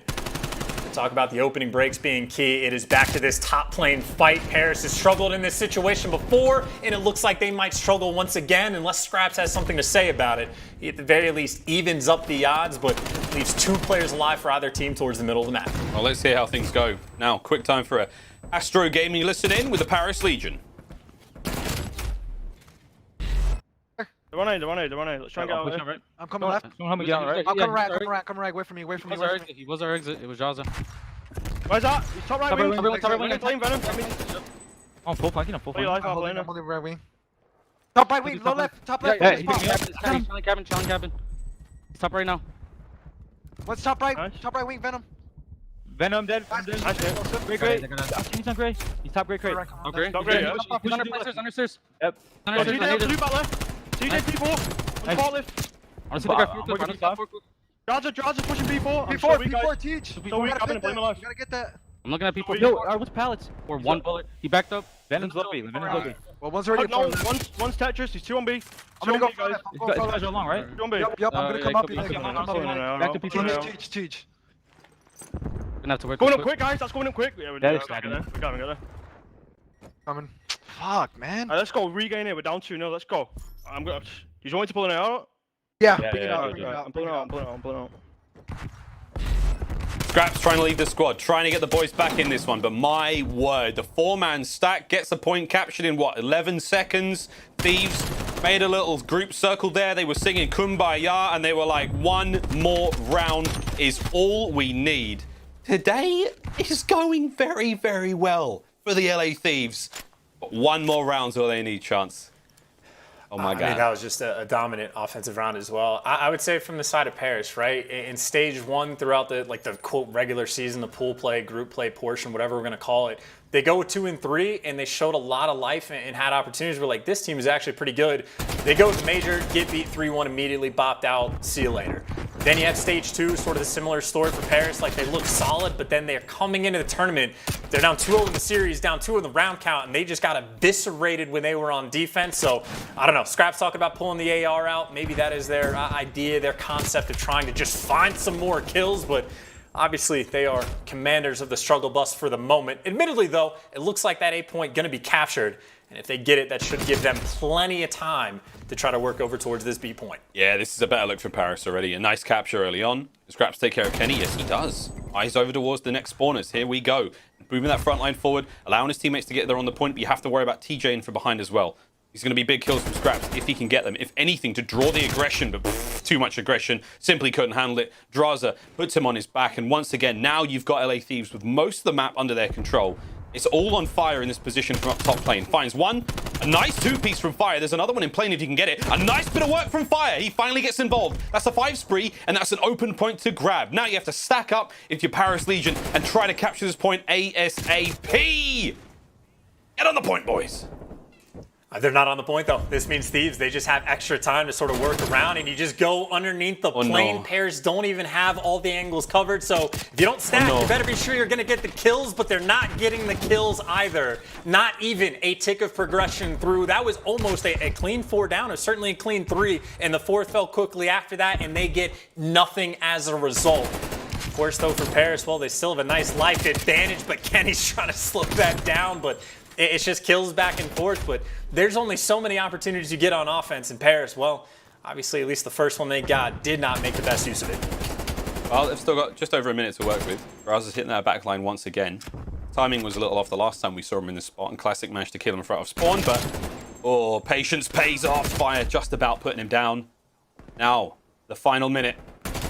Paris have to do this. They've got to land either 11 kills onto the LA Thieves or capture the entirety of the B zone. You see that Thieves holding down that top lane position. Private jet right now, and it's got their name written all over it. 40 seconds remaining.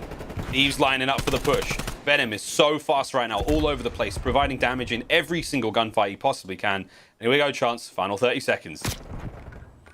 These are the final 30 seconds, and I'm just thinking back to the previous round where you had 4 bodies for LA Thieves on the point, and it was a thing of beauty. Now it's the kill feed for the Thieves that's a thing of beauty. Venom's able to pick up 2. TJ looking for some of these spawn kills. He's set up ready to go, and that time is ticking down. TJ's in the P2 spot. Drazah's found his corner underneath the plane, and for Paris, they're spending all this time trying to hunt down TJ. Instead of going to the actual hill, there's nowhere for them to go. A devastating 3-0. Paris gets smoked. Tournament over, and for Thieves, maybe the honeymoon period is a very real thing. Absolute annihilation of Paris Legion there by the LA Thieves. They have made a wonderful choice. The squad is looking incredible, and right now for Legion, the faces tell you everything you need to know. They are shocked, they are surprised, they have been caught completely unaware. That is the end of their tournament run here in Major 2, and they didn't see that one coming. I didn't see that one coming to 3-0. My bracket is in trouble. I know the LA Thieves fans are fine, but that is not how we thought that series would go. Thieves get it done in 3. I mean, that's genuinely devastating. Like, that is a team for the Thieves, and again, maybe honeymoon period is just a big factor. Maybe they could just have a little bit more fun, but like, this is the team that's coming in that has made 3-4 roster changes throughout this year. With his current roster, only has a few days of practice at best. And again, I mean, the series just not even remotely close. Like, they just dominated the offense on the control round on checkmate of all maps. They got the 6-0 on the raid search and destroy. I mean, that was just genuinely clinical work, and it didn't even feel like the Thieves were having to do anything crazy to make it happen. It was just sort of simple stuff. Everybody sort of playing their game. The ARs, I mean, just having a nice little time as well. Drazah 17-9, 34 damage under his belt. And the exact same story from the checkmate. Kenny, not too far behind. The new AR duo for the team, at least in the first series they have. Got to be feeling pretty good. Got to be feeling fantastic. A 3-0? Mate, I was just thinking back to that. Was at the round 2. We saw Thieves win the offense. They're all over that B point. In my mind, right, I called them like it was like a drum circle. But in my mind, they were doing a photo shoot. They're all there posing, capturing the B point. Anyway, we're going to go a quick look now at our star play of the game. It's going to be a little bit from all these rounds because it was so damn devastating. It was so dominant. And it was LA Thieves from start to finish. Chance, I mean, this is just a highlight reel. This is a little montage we've got going on here. There's no individual moments. It's just excellence across 3 rounds of control.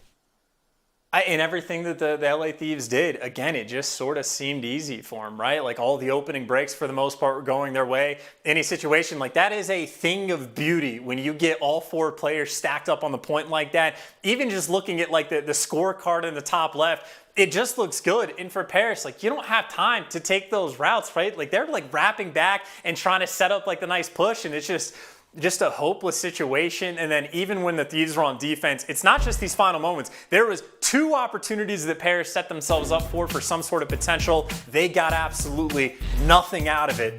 I mean, LA Thieves, they came to play. They came to play.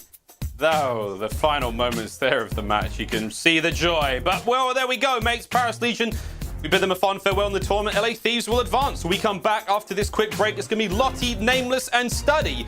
Are they as mind-blown as we expect them to be? Find out after the break.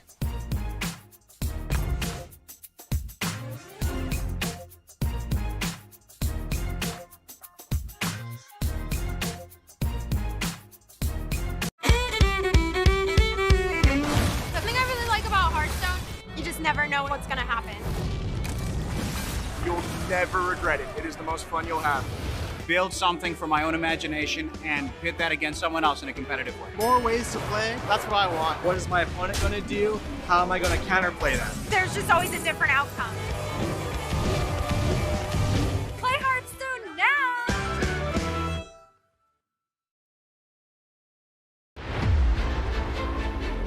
Why do we fight? To protect home and family. To preserve balance and bring harmony. The true question is, what is worth fighting for?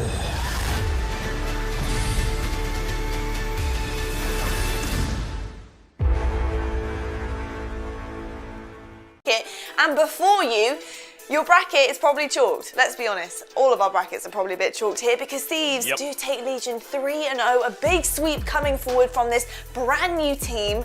And I actually can't quite believe my eyes. They're going to go forward and face London Royal Ravens. And they continue their loser bracket run. But I do have a social soundboard right now from Astro. And it is my own tweet because I did say that my bracket is really taking a bashing. It really is. But honestly, I'm serious when I say this. I'm not that salty about it because this is hella entertaining. LA Thieves, totally unexpected dominance for this team. They bring in Drazah. We're expecting very little from them due to the lack of prep coming into this major. But they smoke Paris, not only in S&D, but the entire series. And they kind of showed us gameplay as if this roster had been this way from the start. Nameless, deep dive us into your brain. What are your thoughts on this, man? I mean, first I gotta say big shout out to LA Thieves for that match. I mean, they just straight thunderclap Paris. That was wild from start to finish. Drazah's like debut right there. It just reminded me when he came into the scene last year. He's just dominating. But yeah, I mean, for LA Thieves, like sometimes when you form a squad, it's almost like an 8 squad. They come in there with the freedom to do whatever they want on the map, and they all excel. And that is what we just saw right there. Everybody was comfortable throughout all those maps, and they played at a very high level. You know, the whole community is sold on this narrative that the core is broken within LA Thieves, and it's sort of their last opportunity. Like, okay, we don't have Slash on our team now, so TJ and Kenny, for these guys, it's like, all right, let us perform at a high level to show people that we're still here. Our core was broken, and this is our chance to prove everybody that we can still do it. So they did it. Venom and Drazah both played great as well, and you know, it's just a new look for the squad. And on the flip side, I gotta add real quick, Fire got smoked, man. Like, you can't come into the major and perform like that. Yeah. Nah, he definitely can. To go on with what Nameless said, it's just like, the Thieves look like a completely different team. In those respawns, they were rotating, they were picking up those kills on that checkmate. You had both of your AR players dropping 30, but let's focus on that search and destroy. That had to be record breaking. That was just such a fast search and destroy game. Winning 6-0 for the Thieves. We were talking about it in the pre-show. It was just like that teamwork wasn't going to be there. And every single time, it looked like it was there. They were setting up crossfires. The communication was there. Obviously, it looks like they did their homework on the Paris Legion. They completely blind countered every single round in this search and destroy. And they outslayed them on that map. 5 kills to 24. Imagine spawning on the search and destroy map, and your team is getting a total of 5 kills, not winning a round, and dying 24 times. That's just something you weren't expecting, something I wasn't expecting out of the Thieves, but happy to see them get it done. If I can quickly add just one more thing, I just got to give a shout out to the coaching and management staff over at LA Thieves. A lot of people criticize them for their bold call on positionless play in Call of Duty and decided to make this move contrary to what a lot of people thought, and it ends up working out in their match #1. So you got to tip the hat there for making a bold play like that and seeing it work. Congratulations, guys. Defied all logic, defied all of our brackets, but it's okay. We still love you because we love what we're seeing. On the flip side, though, we do have another match to look forward to, LAG versus Mutineers, and I want to know what you guys think of the Guerrillas at this moment in time. So, Nameless, Guerrillas win this match if... Finish my sentence. Yeah, I mean, for those of you who didn't join us during the Open, I mean, I really like this Los Angeles Guerrillas squad. I think their search and destroy looks phenomenal. It's cerebral search. They're doing everything they need to do versus FaZe. I loved what they did, setting up traps, finding the gaps, and, you know, their early rounds, they're letting those dictate how they play the later rounds. It opens up the map for them, and I really like this team. It's just in the respawns, they're a bit inconsistent at times, especially individually, but over the last few games, Cellium and aBeZy have found consistency, and that's why they've been able to, you know, rally such great success. So as long as those two players individually can continue to play at a consistent level, I could see them making a run here and winning this game. And for me, for LAG, what they need to do is just expand their map pool. We know that their best control is going to be on Raid. Their best search and destroy is going to be on Miami. And their best hardpoint has to be either Apocalypse or it has to be Raid. So if you're going to be that team going up against them, you take away those maps, and hopefully you're going to be able to walk away with that series if LAG have not done their homework there, because those are their best maps. They need to expand their map pool if they're going to want to make a long run throughout this weekend. Thank you very much, gentlemen. We'd love to hear it from you guys. We won't keep you waiting any longer. Up next, we do have Drazah from LA Thieves standing by for our Game Fuel Victory Spotlight with me. We'll see you right after this.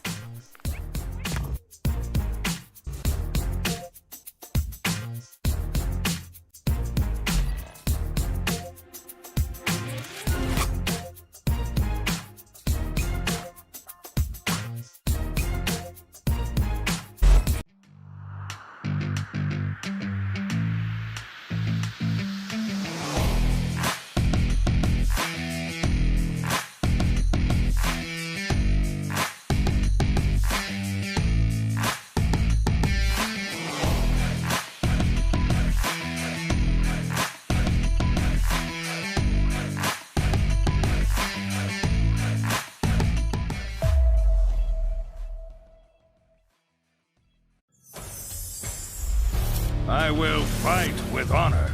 My weapon brings justice.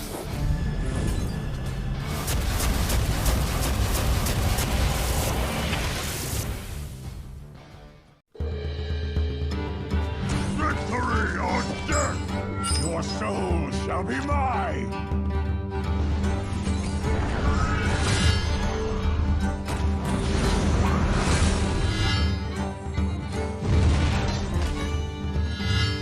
Your soul shall suffer!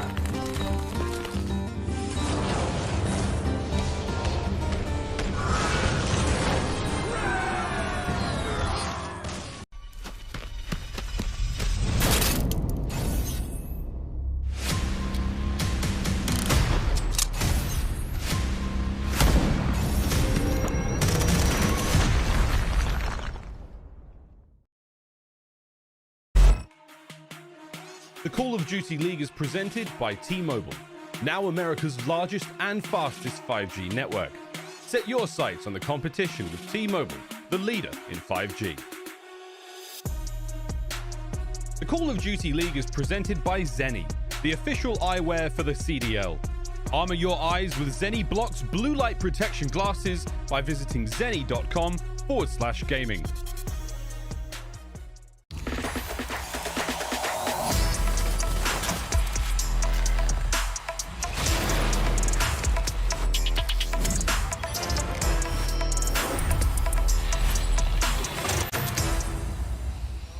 Hello everyone and welcome to your Game Fuel Victory Spotlight. I am joined by the talk of the town right now, which is Drazah from LA Thieves. Drazah, man, whew, what an entrance into the Call of Duty League Season 2. Let's go, love to see it. Obviously you have been replaced, you replaced Slasher, you've come into this new team right before the major. A lot of pressure on your shoulders here. I think a lot of people are expecting you guys to not do so well against Paris. Talk to me about this change, why it happened, and really why it's been so good for the team. honestly, I think the vibes are sort of all-time high, and we're all just, you know, just running and gunning. And I mean, honestly, we're just flowing really well right now. I think that's why we won 3-0. Okay, well, I can definitely see the vibes are high for sure. Obviously, S&D was just a different ball game. I think S&D honestly requires you guys to have some serious team communication. We definitely heard that from you guys in the Astro listenings. Talk to me about the approach with your team with S&D and having quite little time to prepare for it. Yeah, we played 2 S&D scrims yesterday, so we were just kind of winging it. But honestly, in that S&D, I didn't really do anything. All my teammates were just going crazy. I just sat out, you know, A-bomb, so it's all on them. I didn't do anything. I like this, Drazah. You're so humble, man. We'll continue that humbleness through the league and the bracket there, because it's working somewhere or another. Thank you so much for your time, and congratulations and best of luck through the major, man. Thank you. Well, there you have it. We've heard from the guy who has come in and replaced the incredible Slasher, and things are working here with 100 Thieves. But we do have our next game ready to go for you. We've got LAG facing the Mutineers. We're going to be finding out who is going to continue their run through the losers bracket right after this.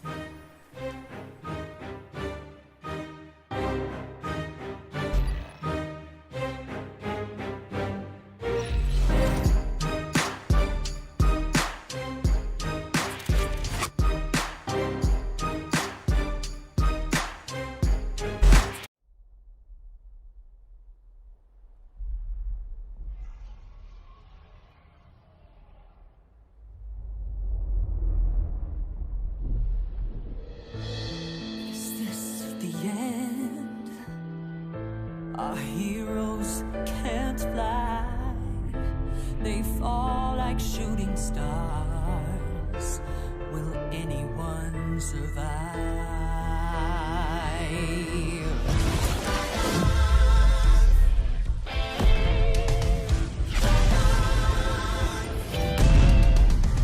Dragons take flight above the ice and snow, high in the sky where the cold wind blows. Wings beat down as the feedback falls, loving hot fire over frozen bones. Good unites against people they oppose. They ride or die as the legends grow. We must not just as doing our heroes. There are no silence in this combat zone. Beats mid-air, yeah, it's a chiller. Life and death, yeah, it's a killer. They go round and round as the beat down pounds. Aerial thrills, yeah, it's a thriller. The sky's filled with trauma and all of this drama, portending and impending end. Crash down. It's dragons descend.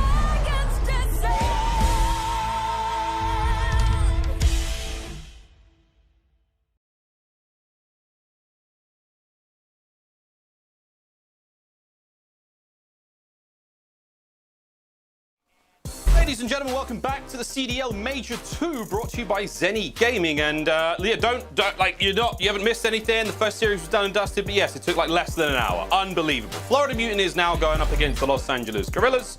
But once again, another elimination matchup. Hopefully, COD gods be praised, this one's a little spicier than the last. Last one was a spice rating of about 2. I'm hoping for at least a 3 or a 4, something to burn the taste buds right off my tongue. My name is Miles Ross. His name is Chance. How you doing, my brother?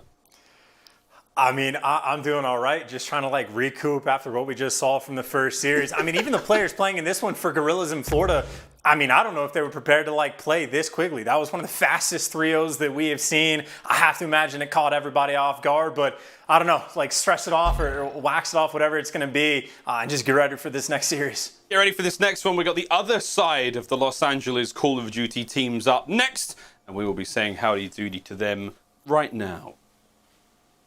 The Guerrillas getting it done. And I'm loving what I'm seeing out of the LAG.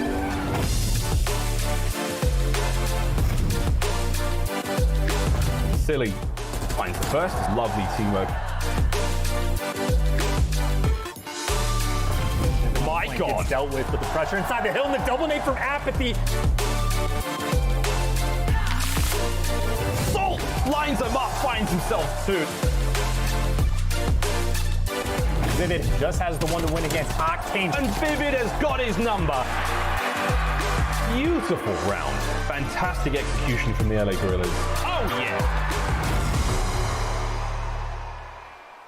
Los Angeles Guerrillas shocked and rocked the world by defeating Atlanta FaZe in their own home series, but can they continue to find that fantastic success throughout this major. Vivid Assault, Silly, and aBeZy, a squad who has been making a bit of a stir of things here in the league so far. We saw FaZe take that loss very personally and obviously body London, and we'll see if they can keep up that pace going into the major. But the chance, a lot of people looking towards Silly as the absolute X factor in this series. What do you think? I mean, when it comes to hardpoint, he literally is like the #1 X factor in the league. He has been balling out for stage number 2. And I think you've seen what with the QBZ at times, with the Crimsix at others, he has been feasting on the opposition, at least for the final few series that they had. Like, this is an interesting team because, like, 2-3 record overall. They're starting the losers bracket. It's not the most ideal situation, but one of the wins they have is against FaZe. So if you want to be the best, you got to beat the best, and they beat the best. So this is a team we're looking at potentially to make a run through this tournament, but not an easy match for them to start off with. Not an easy match at all. A team that has recently made a change, of course, Legion now being a part of this roster. I'm only kidding, I'm joking. I have a tweet had me hook, line, and sinker. Ladies and gentlemen, Florida Mutineers.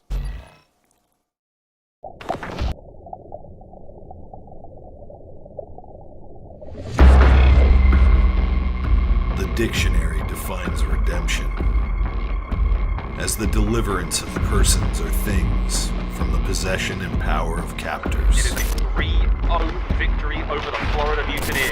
As the act of making something better. As the act of making up for a loss. It is over, and that is a shocker for the Mutineers. We define it as inevitable.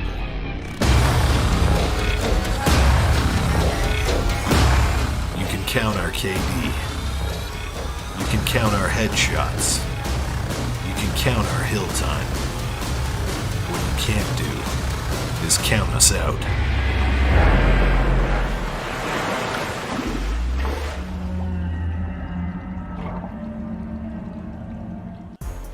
Florida Mutineers, again, chance to squad to, again, we've had mixed results. Like, it's a little bit of everything. And I mean, we've seen the highest of highs with this team and the lowest of lows. Who's showing up today when it comes to Awakening Skies, Slack the Neptune? We've got a lot of fans, a lot of passion, a lot of performance potential. But mate, who shows up today? Well, I'm staying on the theme of who the hell knows. I think it's genuinely a way to look at this series because, like, you know, you talk about the Guerrillas, 2-3, but hey, they beat FaZe. When you look at Florida, also a 2-3 record through the group stages, but the 2 wins that they had, they 3-0'd OpTic and they 3-0'd Minnesota, the 2 teams at the top of the group. So, like, they're an incredibly difficult team, I think, even to sort of game plan against. And we look at the map and modes, quite a few things that stand out. One, both of the Search and Destroys, both of these teams love to play. They are equally happy to get those maps through, but that checkmate control, this is where the problem has lied for the Guerrillas. Their control, their raid is fantastic. The other 2 maps, not great at all. So that third game mode has been a problem for them. So at the very least for Florida, going to be very happy to make sure that they get that checkmate through.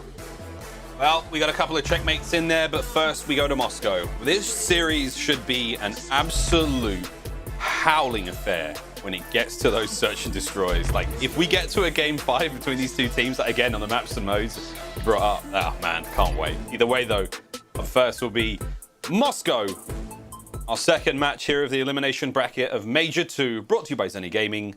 Let's get into this one, Chance.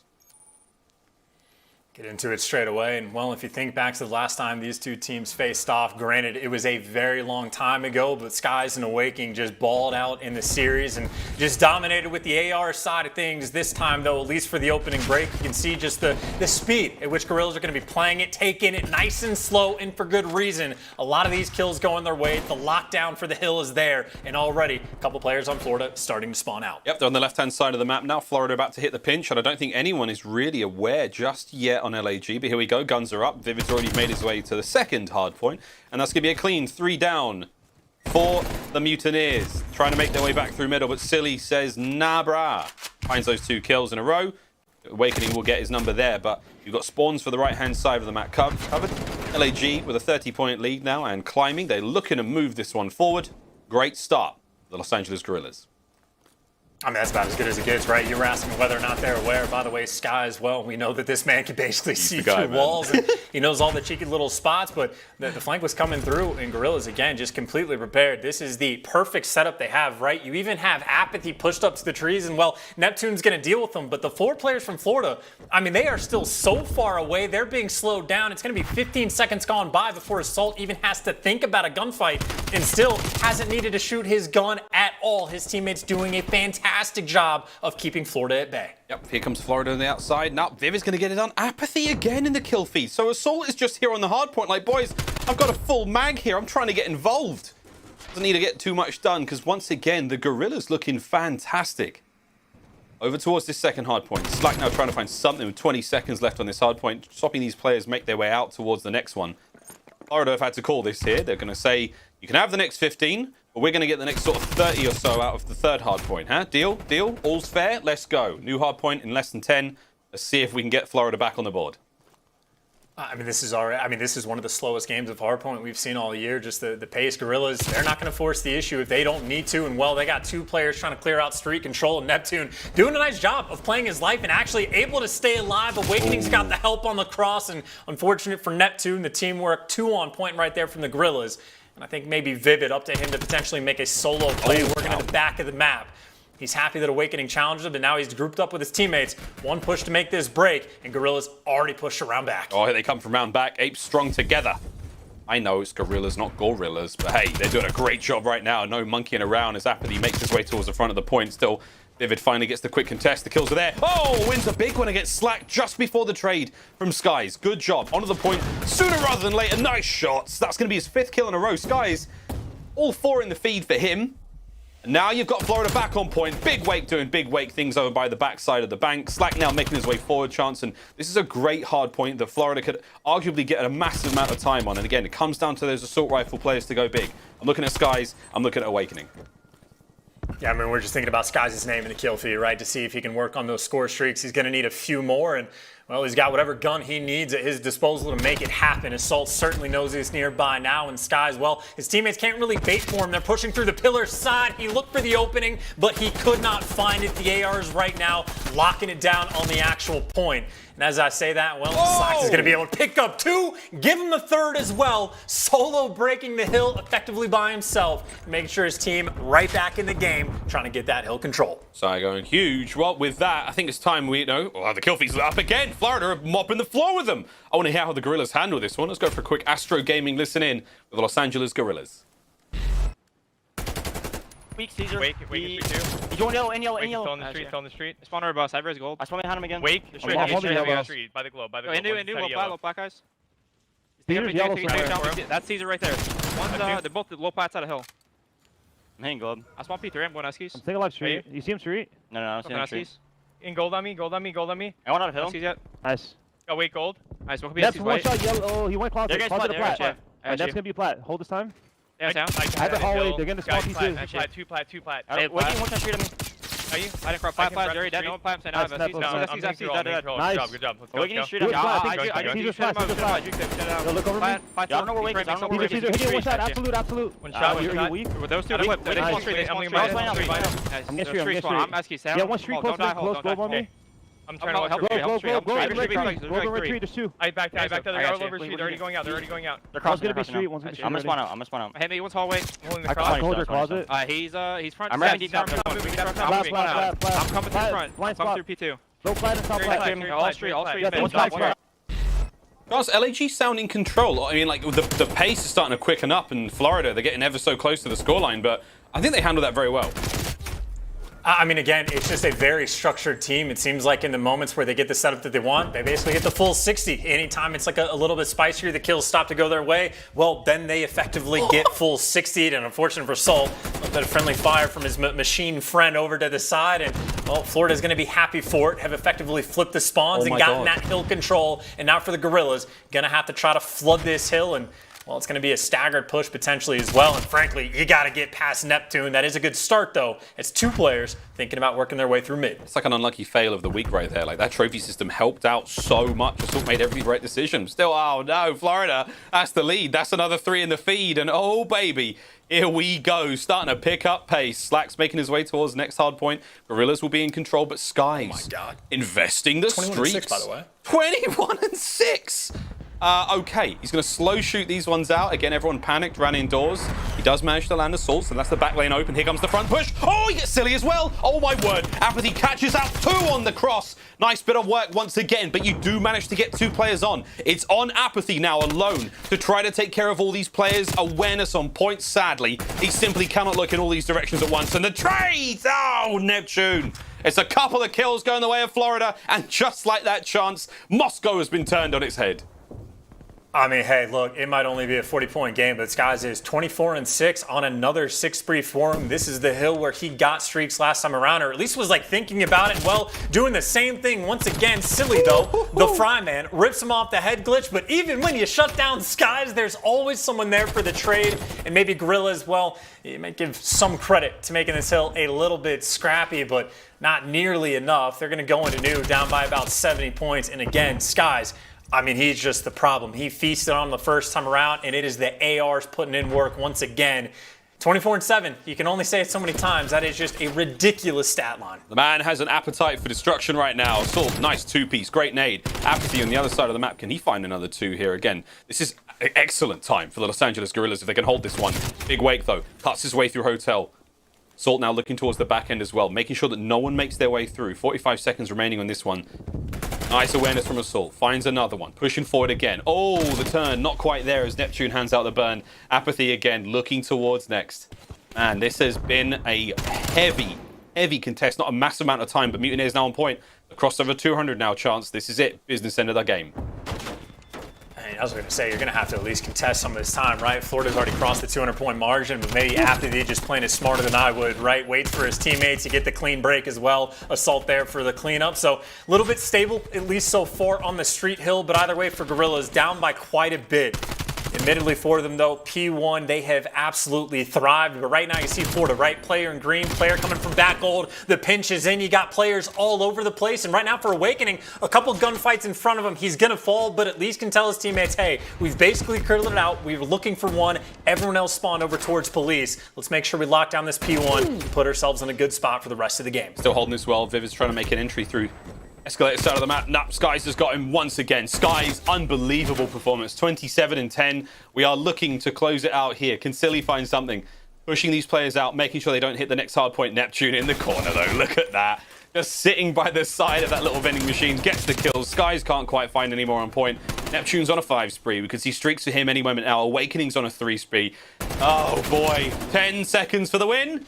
This could be it for Florida. They can get it done here. If anyone can contest, it's a scrappy P1 finish. There's the contest. Get them off the point for the time being, but slacked! Finds 2, and that should be that. A final contest is not going to matter, and oh my word, Mutineers! What a first map that was. What a first map indeed, just to get on the board. And on the side of the Guerrillas, maybe the respawn woes continue because they genuinely had a very strong start, but then Skies just walking through the front to break these hills. Some gunfights he has no right to win, but frankly that game he won the majority of them. Again, just a ridiculous stat line he was able to throw up on board. And for Florida, I'd say it's incredibly important for them to make sure they win the respawns right, just to make sure that you put the Guerrillas down in the game mode where they don't have too much success, and maybe just a small little smirk across the faces of some of the Florida's players as, well, they get the job done, at least on Moscow. First win on Moscow hardpoint as well, Chance. There's a first for everything. And honestly, individual prowess across the board. We saw fantastic, great calls, nice patience all around from everyone. Obviously, Skies is an absolute nightmare. And a quick look at the stats, and holy dooly, look at that, 4,600. I actually thought it'd be higher, but hey man, that just goes to show teamwork on point there. LAG, much to be desired there on Moscow, but it's not a problem. We're going to bounce back here in the Search and Destroy in just a moment. And Chance, I want to believe that we have a much more exciting series on our hand already. A bit of an upset IMO. I don't know about you, mate, but I didn't see that one going that way. We'll be right back, friends, after this quick commercial break. Search and Destroy just around the corner. Don't go anywhere. Major 2 still rolling.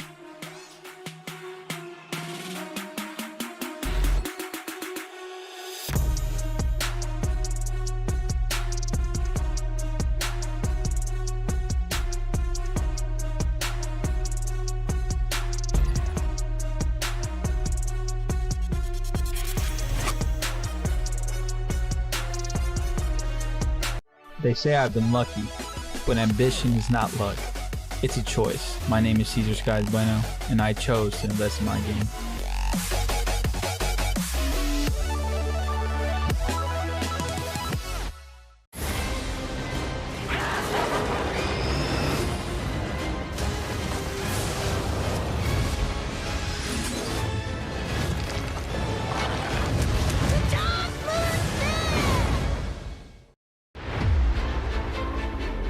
Why do we fight? To protect home and family. To preserve balance and bring harmony. The true question is, what is worth fighting for?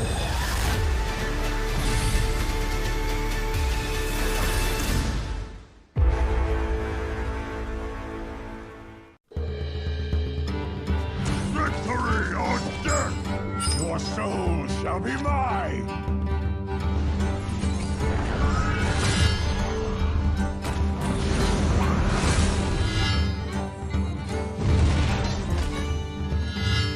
Your soul shall suffer!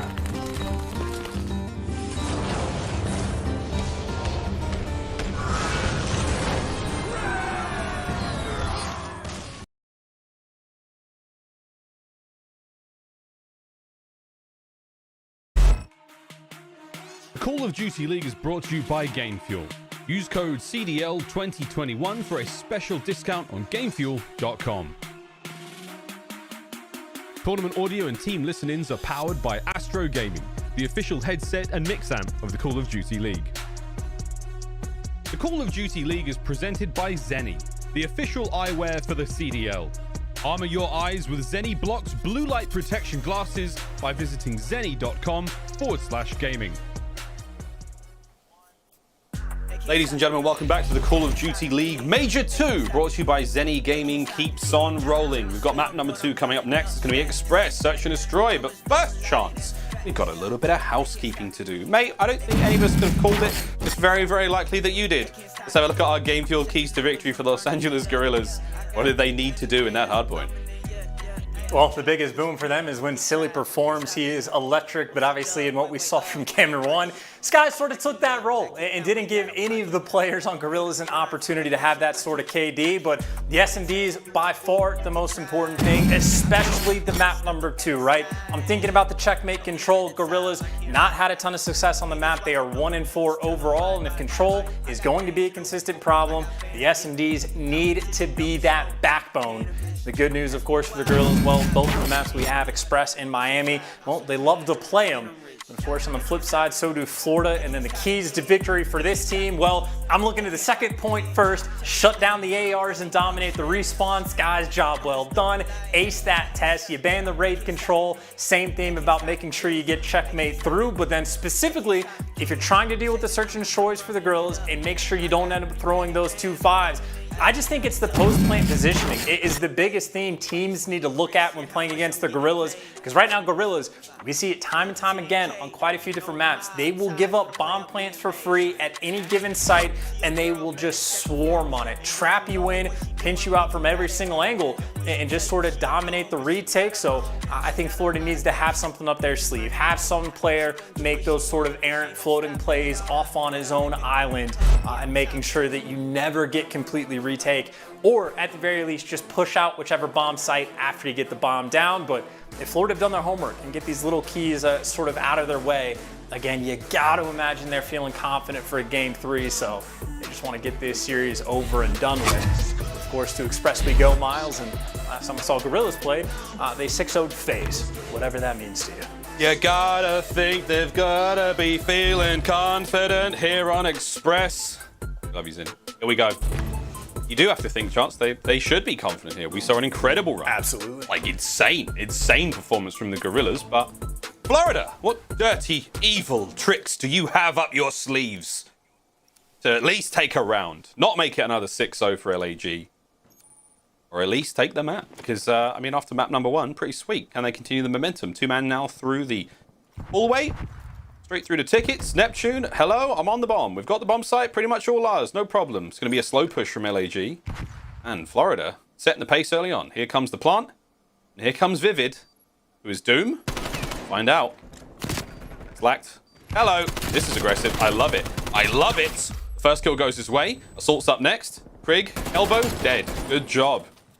2v2. 2v1. LAG on the retake. I barely let you get a word in, Shots. This round's been a blast. Whoa. No words needed. Retake not complete, though. Neptune makes this a 1 versus 1. Still a little bit of time on the clock, but you see Assault. He's near the bomb, and Neptune, he's got to go back and check it. He's going for the check now. 15 seconds remaining. Neptune, big brain. All the way around the map. Gets a nice opening angle in Florida. A fast plant. And Chance, what was one of your keys about don't get trapped in those post-plant situations? Neptune, man, he spread his wings and he ran it across map. He was flexing. But everyone did a fantastic job in these situations. I mean, Slack's aggression, shown in this lovely kill cam, helped seal the round. Yeah, I would say for the first round, it's a big reason why, right? You don't take your time after you get the bomb down, you still can make plays. So Slack is nice and aggressive. And even for Neptune, in the final kill, he's just able to get away, right? There's some lane that gets opened up. You find your way through it. That is the opening you need to make sure, again, that the retakes don't come through. So job well done, at least in the first round. And now Guerrillas taking a different route to go to the B bomb site, but they're here in ticket booth in Neptune. He is in between quite a few players. He does find one, Assault gets another. It's a nice two kill start, but wait, Skies! Oh boy, finds two. Skies finds the third. Not able to get any more out of this one, but what a shot that was. And now it's a 1v1. Assault is just like, where are my teammates? How did they all die like that? And where the hell is Slacked? We need to get a round on the board. Slacked's just managed to survive the timing there. Assault now looking for the bomb. Oh boy, Chance, this is tense. 1v1. Bomb is just outside of the B-bomb site. Or the B-bomb thing. And keep in mind, Miles, you pick up the bomb, you can hear it from basically across the map. As long as Slack stays in this hallway, he's going to know exactly when Assault picks it up.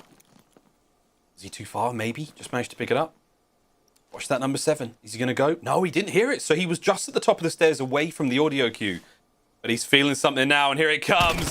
He's feeling something special. Assault on prone. An easy kill for Slacked. And man, what a round. Once again, Florida looking fantastic. And 3 kills to Skies. Whew. Not bad at all. Florida get the round. And we'll get to see it again. He just had to have gotten some of the best timing possible to jump up top without getting spotted. And well, there's the way he jumped up. 2 players just completely caught off guard. And poor silly Sky's just making the read. That is, I mean, I wouldn't even say something you shouldn't ever let happen. Like, obviously, you want to clear out the side, but that's genuinely just Sky's making a good play towards the end. So, a tough pill right there for Guerrillas to swallow. 2 rounds in a row that have come down to a 1 versus 1, and so far not able to convert. But back to the B site, nice and aggressive we go. Oh, it's a nice headbutt. Assault's going to land the first blow. Neptune traded out fantastically. Vivid there with the 2-piece. Bomb is down for Florida. Awakening. How big can he go? 1v4. Minute 9 on the clock. He is, well, this is tough. Even for Big Wake, this is tough. Look at the way Guerrillas are maneuvering around him. Like, possible chance, but it is going to be hard. The greatest thing he's got to work with now is time and a fully loaded kit. Still has the Semtex. Hello. And the Flash. And you see, by the way, as soon as he finds that 1 kill, number 4 aBeZy on the map just immediately goes back to his teammates. Now they got the setup, right? 2 players to watch either hallway, and then you got Assault on the spot to watch over towards ticket booth side. So it takes them 3 seconds, and they get the perfect setup. And now that Assault spotted him out, you see with the arrows turn, everybody just zeroed in on Awakening's position. Okay, Big Wake. Whoa, okay. That nade, oof, that was the one. Once he got tagged by the nade, it was like, tickets! Everyone looks, everyone jumps him. This was a nice start from Vivid. Top of Neptune removed from the bomb there, but Big Wake making him sweat for it a little bit. So, LAG, a nice recovery round now. See if they can keep it going on offense. Of course, back on the attack, they genuinely, or not generally, I should say, prefer the B site. Last time they ended up pushing it through the hallways. This time we're just going for the stack, but for Florida, there's only 2 players here, so the pressure's on. Not easy to get these trades if you're down a few men. There they go. Vivid once again. These opening kills are wonderful. Can he get another? He does. Vivid. Delightful start. Guy's trying to make the sides of the terminal a little bit safer again. Opens up a nice angle. Allows for team fire there towards that B-bomb site. Quick plant. aBeZy's going to be on it. Skies can't do a whole lot here. It's a 2v4, and it's a lot of site control right now for LAG. And they're stacked up to play for trade. So you shoot one of them, everyone else is going to be able to dive on that spot. Assault way back there on top of the Arrivals board is going to be able to just provide information, maybe get those kills. The Skies. Oh, what a shot. 30 seconds chance. Skies in Big Wake. Oh no. Skies. Oh my god. Big Wake can get the trade maybe. And this could be a 1v1. He saw it. He saw it. Vivid dips out. Smart play. Uh-oh. But he's still Big Wake. There it is, the trade. My god. I am sweating. Another good round from the Guerrillas. Oh, dear God. I mean, dude, the kills that Skies is getting. This is the type of kill that if you're Assault, if you watch the kill cam to figure out how you just died that fast, that is headshot multiplier in full effect. Oh, and then Rapidly, well, he fell to the same fate. That's at least 2 bullets, I think, that connected with the head. No joke, though. If he jumps in that last fight as well, he hits Vivid in the head, he's done too. And that's like a truly redonkulous 3-piece from Skies. All right. Breathe deep, friends. We told you the search were going to be good. Round 5. Over towards A we go, and everyone got the memo. It's going to be a foot race. Who can get there first? Awakening, though, he does manage to land the first kill. The player's down low now. I've got to be starting thinking about where the approach will come from. aBeZy finds one. aBeZy can't get the second. Slack's going to land that one, and Assault now on the retreat. 2v3 situation. A pick would be ideal from Assault here, but no. Skies. Once again from the backline, it's a 3v1, and it is done. Mutineers win the fight at A, and they win round 5. In Florida, they just hit the full send. I mean, either bomb site they go, right? They had a round earlier where they try to go to B, get picked apart, but no fear in their hearts. They don't slow the pace down at all. They just pick a different bomb site and go that direction as well. I mean, part of the benefit, I'd say, from the Guerrillas is when your retakes are so clean, and again, best team in the game at it on pretty much any given map, you can afford to stack up on either and just like make those play calls. Try to just hit the counter strat, guess when they're going to A or guess when they're going to B, and trust yourselves to rat back if you guess wrong, but sometimes they just get bullied out. Now this bomb, by the way, working over towards A, Awakening, the lone player for Florida that's here, and he might fall into this trap. Ooh, he's holding that lane down low. He could catch wind of Assault. Hello, well, there's the first, the second. Oh my word, Big Wake. The shots are on point for the third player, but not quite enough time to get it done. He takes 2 with him though, that's massive. Typical Big Wake, typical. 3 members of the Mutineers now, very well spread. Assault's gonna quickly and quietly recover the bomb as quiet as he possibly can, but you know that player heard something. Silly. Making his way slowly across tracks, maybe thinking about the pushing towards that B site, but Assault, Neptune, he heard it. All Neptune has to do is kill this bomb planter and this becomes that bit easier. He's opting to do this alone. The team is not backing him up. 30 seconds on the clock. 1 peek. An easy kill. 1 more to be had. Neptune could fly at him now. A 1v3 situation. Neptune gives him nothing to work with. By the way, one of the most impressive turnarounds from stage 1 to stage 2 is Neptune Search and Destroy. Not even a turnaround, but he just got that much better. A player that you can clearly see is put in the work, grinding out S&D tournaments, wagers, whatever it's going to be. And more importantly, you can tell just because he can hear everything that's on the map. Players in Search, at least the best in the world, crank their headsets up, and even if you're just sort of jogging around the map, you're going to get hurt. If you mantle anything, he can hear you, and well, he's basically tracking those players down low for Guerrillas the entire way, knows exactly when to go out and check bomb, and well, Neptune continues that Search and Destroy prowess as Sky as well. He's gotten first-blooded from this spot before. Playing it a bit more passive, and of course, if anyone pushes, Slacked is also there for the trap. So they managed to make the cross. Nice nade. Drovy's managed to save him for now. Slacked, hello. Oh, nice kill. In and out he goes. Vivid still from up high. Able to get those trades. Makes it a 2v2. Awakening drops. Vivid now. It tags in the Skies as well. They know where Skies is. And look at that bomb position. It's been dropped right outside of the B bomb. And on the hunt we go. LAG, they are going for these kills. Skies, he's taking the long way round. The scenic route here on Express. There's the first. Shots are in. Chance, tough spot to be in. And see, just trying to catch a player up top, but Vivid a little bit quicker on the read, knows that the jump up is a possibility. And obviously important round right there for Guerrillas to get the 4-2, always the swing around. And Vivid, big reason why. It seems like the Guerrillas, again, their teamwork always on point. Everybody stacked up ready for the trades, right? You get your 2 ARs down low, aBeZy and Vivid working through the hallway, and even though they were pinched in, they were certainly ready for it, and even if Vivid had fallen, aBeZy would have been there for the trade, so strats on point, and so is Vivid. 4 streak for him, 9-6 to his name. As we get to see what the Guerrillas can try to put together on offense. Looks like he is going to be the true island player, potentially able to think about a late flank, or maybe just cut through the hallways as everyone back towards B, assault with the first blood. Classic LAG here on Express, big opening kills. Silly finds his own as well, so that's going to be 2 down. Back over towards mid, the trades are on point. Big Wake, last player left alive, 1v2. An impossible situation, we've seen him do good work here, but bomb's going to be going down. It's aBeZy over by the B site, and if he makes noise, it's over, but here we go. Eyes are up. Awakening now in the 1v2. Here comes LAG to set things up. Oh, big damage. You know Assault's going to be atop it. Assault's going to hold that top position still. Big shots. Awakening is hurting. aBeZy not going to push him, no chance. 30 seconds remaining. Will we see a repeat? Skies is the teacher. Awakening knows what the game plan is, but you see Assault. He's playing no games this time. He has learned his lesson. Going for the shoulder peaks, and the call is perfect. aBeZy knows exactly when he needs to come in for the trades.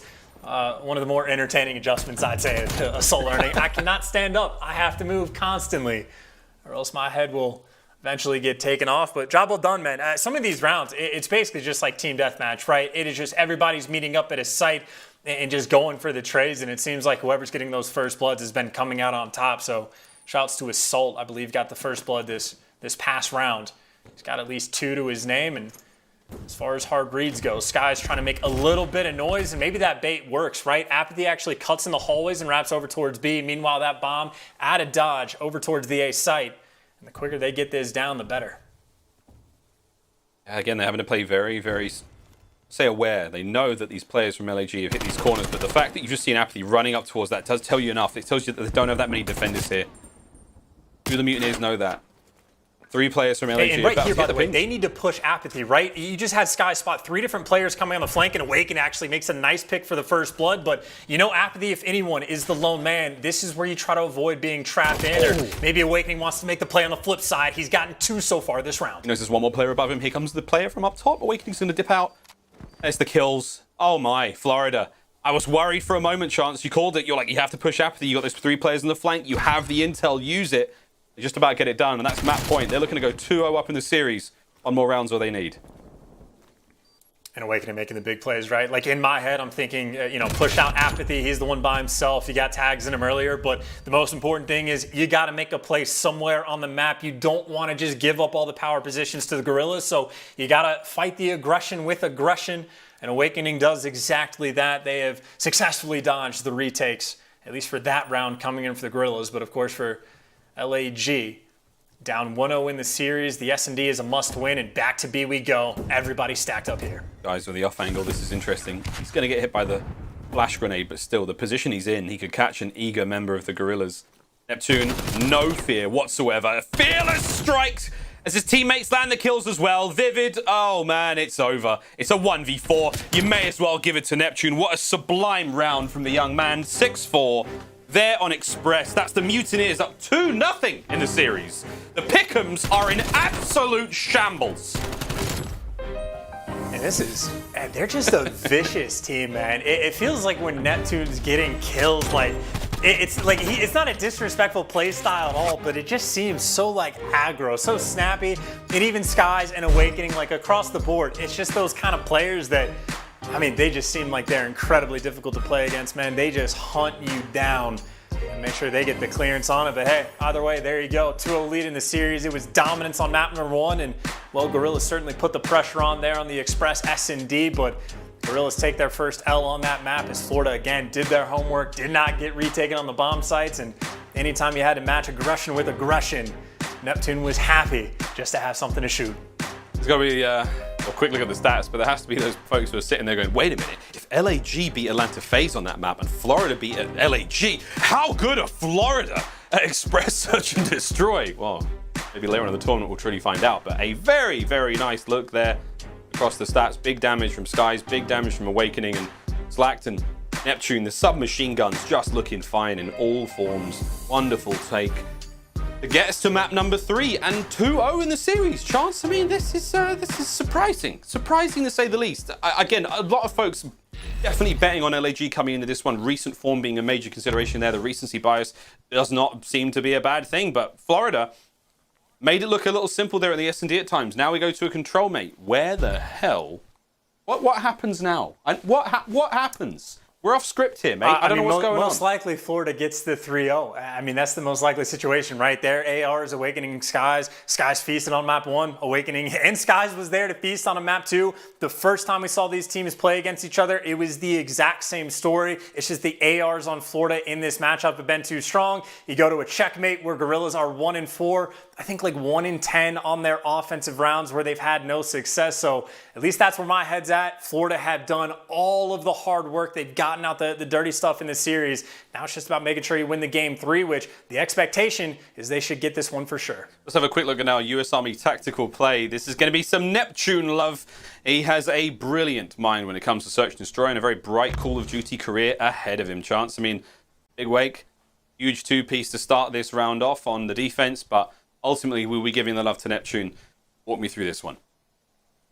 Well, I mean, originally, right, Awakening just gets good timing with the patience. But again, Neptune up top, if you're an S&D kid, you know in these situations you're always going to be feeding off the information. So he just plays it up top, knows that he can listen for when these players are walking around. He for sure knows that they're going to be nearby. And you can see anytime that like someone's not crouch walking, that's when he starts to make the adjustments, right? Assault stops crouch walking. That's when he preaims the jump up because he knows he's nearby. That's why he's checking the bomb. But these players just walking around willy-nilly. Neptune, easy kills for him to get, easy reads, and even this last gunfight, I mean, we caught it from Silly's perspective. There was just, I mean, no hope. Just a vicious slide cancel he throws into the mix. It cannot be easy to play against. Not easy to play against whatsoever. Will we see a 3-0 sweep from Mutineers here in this elimination matchup of the major? I believe it could happen, but LAG, a lot of soul searching to do, friends. When we come back after this quick break, Major 2, presented by Zenny Gaming, continues. Will it be a 3-0? Will we see LAG pull the reverse sweep? Find out after this quick break.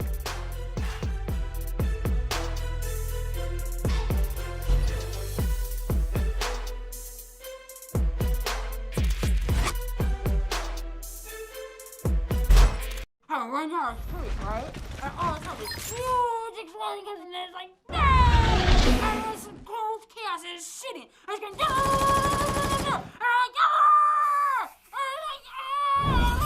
like, Download now.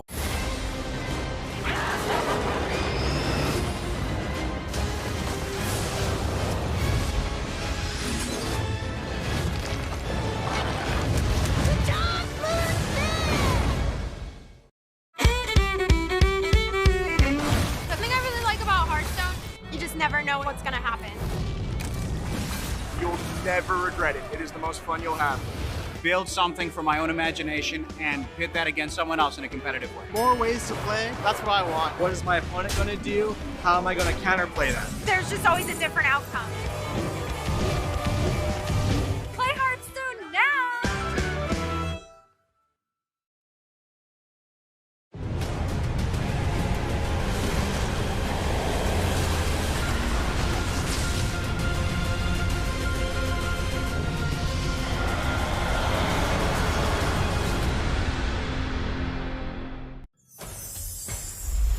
I will fight with honor. My weapon brings justice.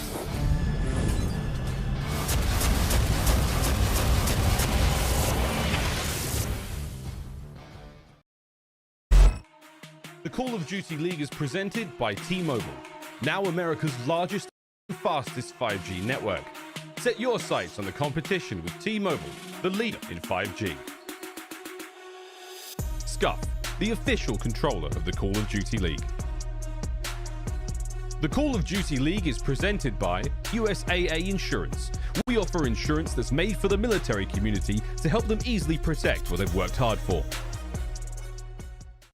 Well, don't want to get ahead of ourselves. We both know what map we're on. We both know what map we're on. We both know what it means, but do not hit F5. Do not adjust your devices. It is 5-0 right now.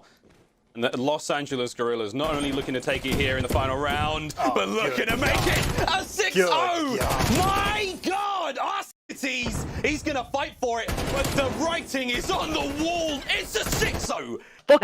Go, guys. Good Oh my God. Dude. And that's how we play. Go, man. That's how we play. Guys, I'm so clinical. You guys are.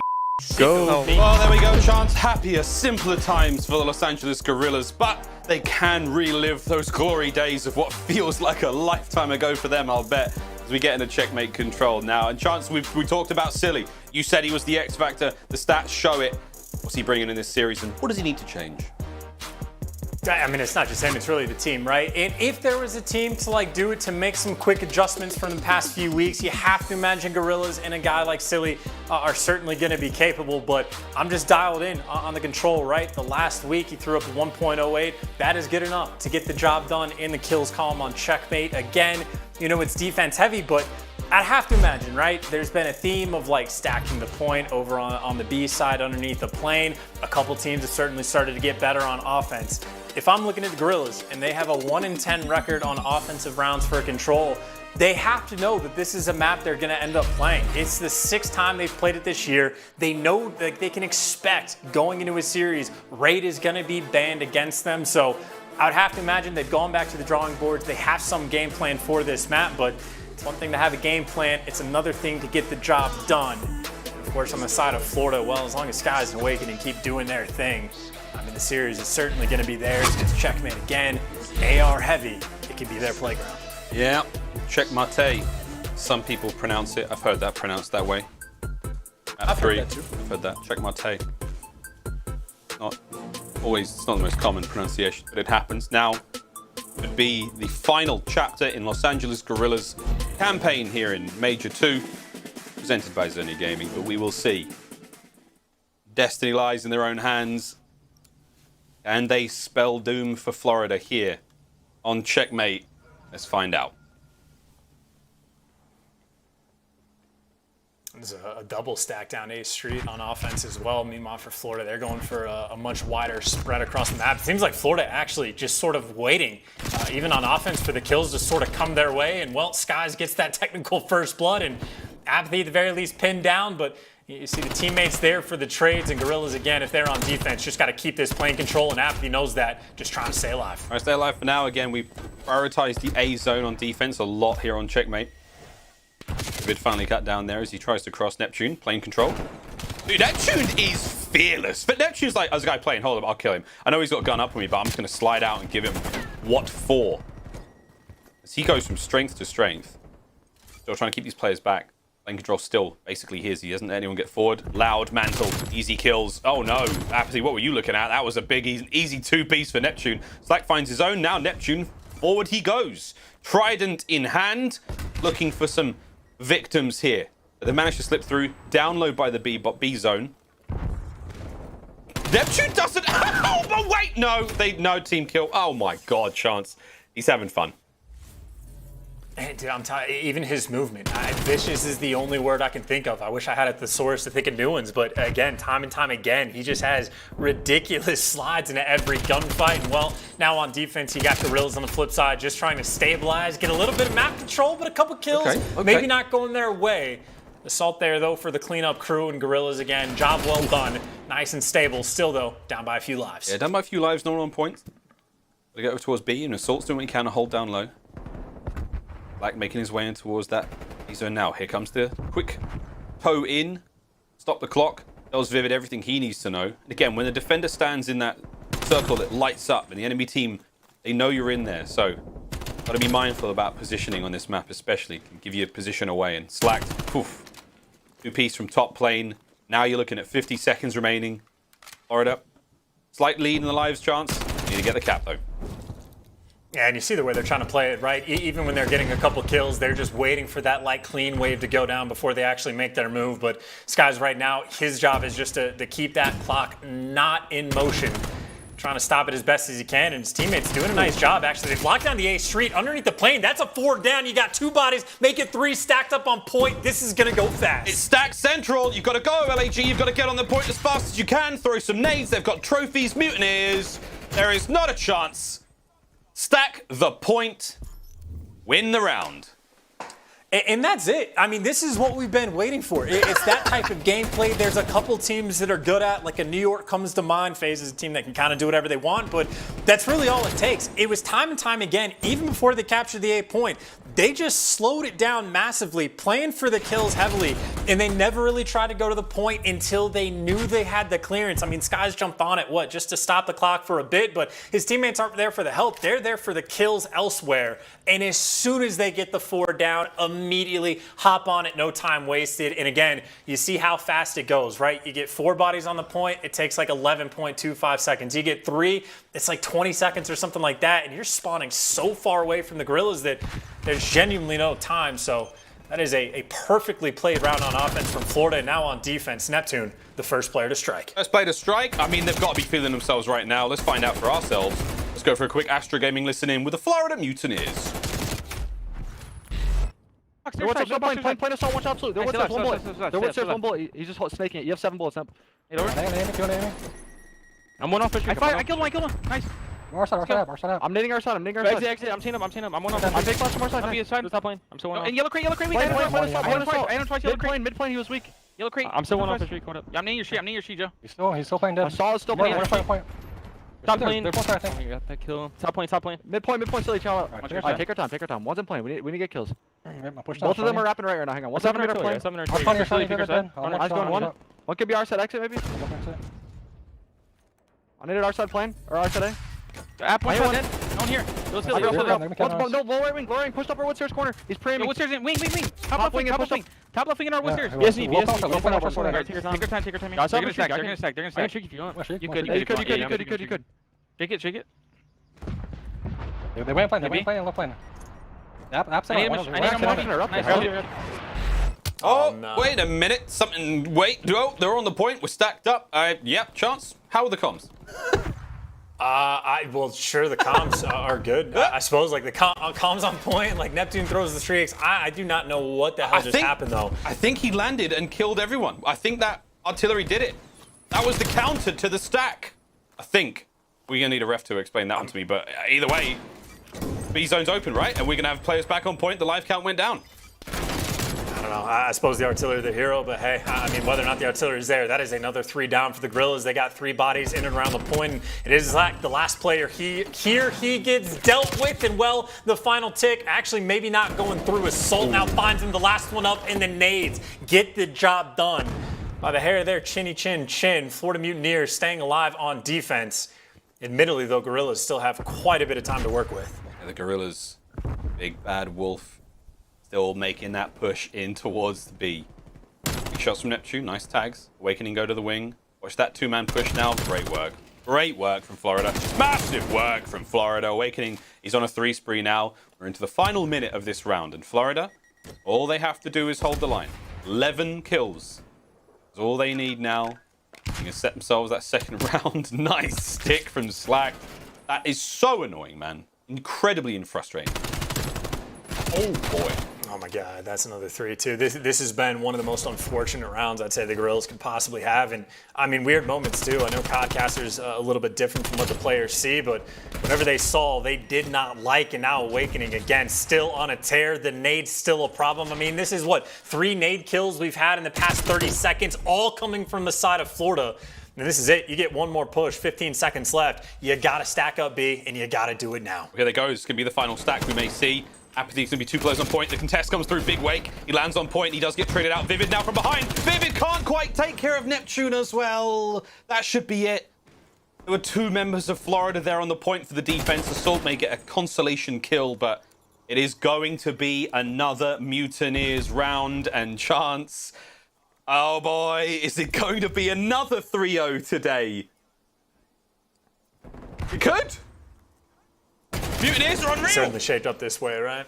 And Mutineers, again, even on this map, I mean, they're pulling off the offensive round wins, the defensive round wins, and I mean, maybe Guerrillas put themselves in a great spot for the response. So, again, just a strange moment. But if Florida got the job done on round number 1, see if they can make some of that magic happen once again. Because I think just the way they played it, even from the opening break, just 2 rounds and go, you see the idea, right? Taking their time, making sure that they get the clearance on all the kills before they really try to make a move to either point.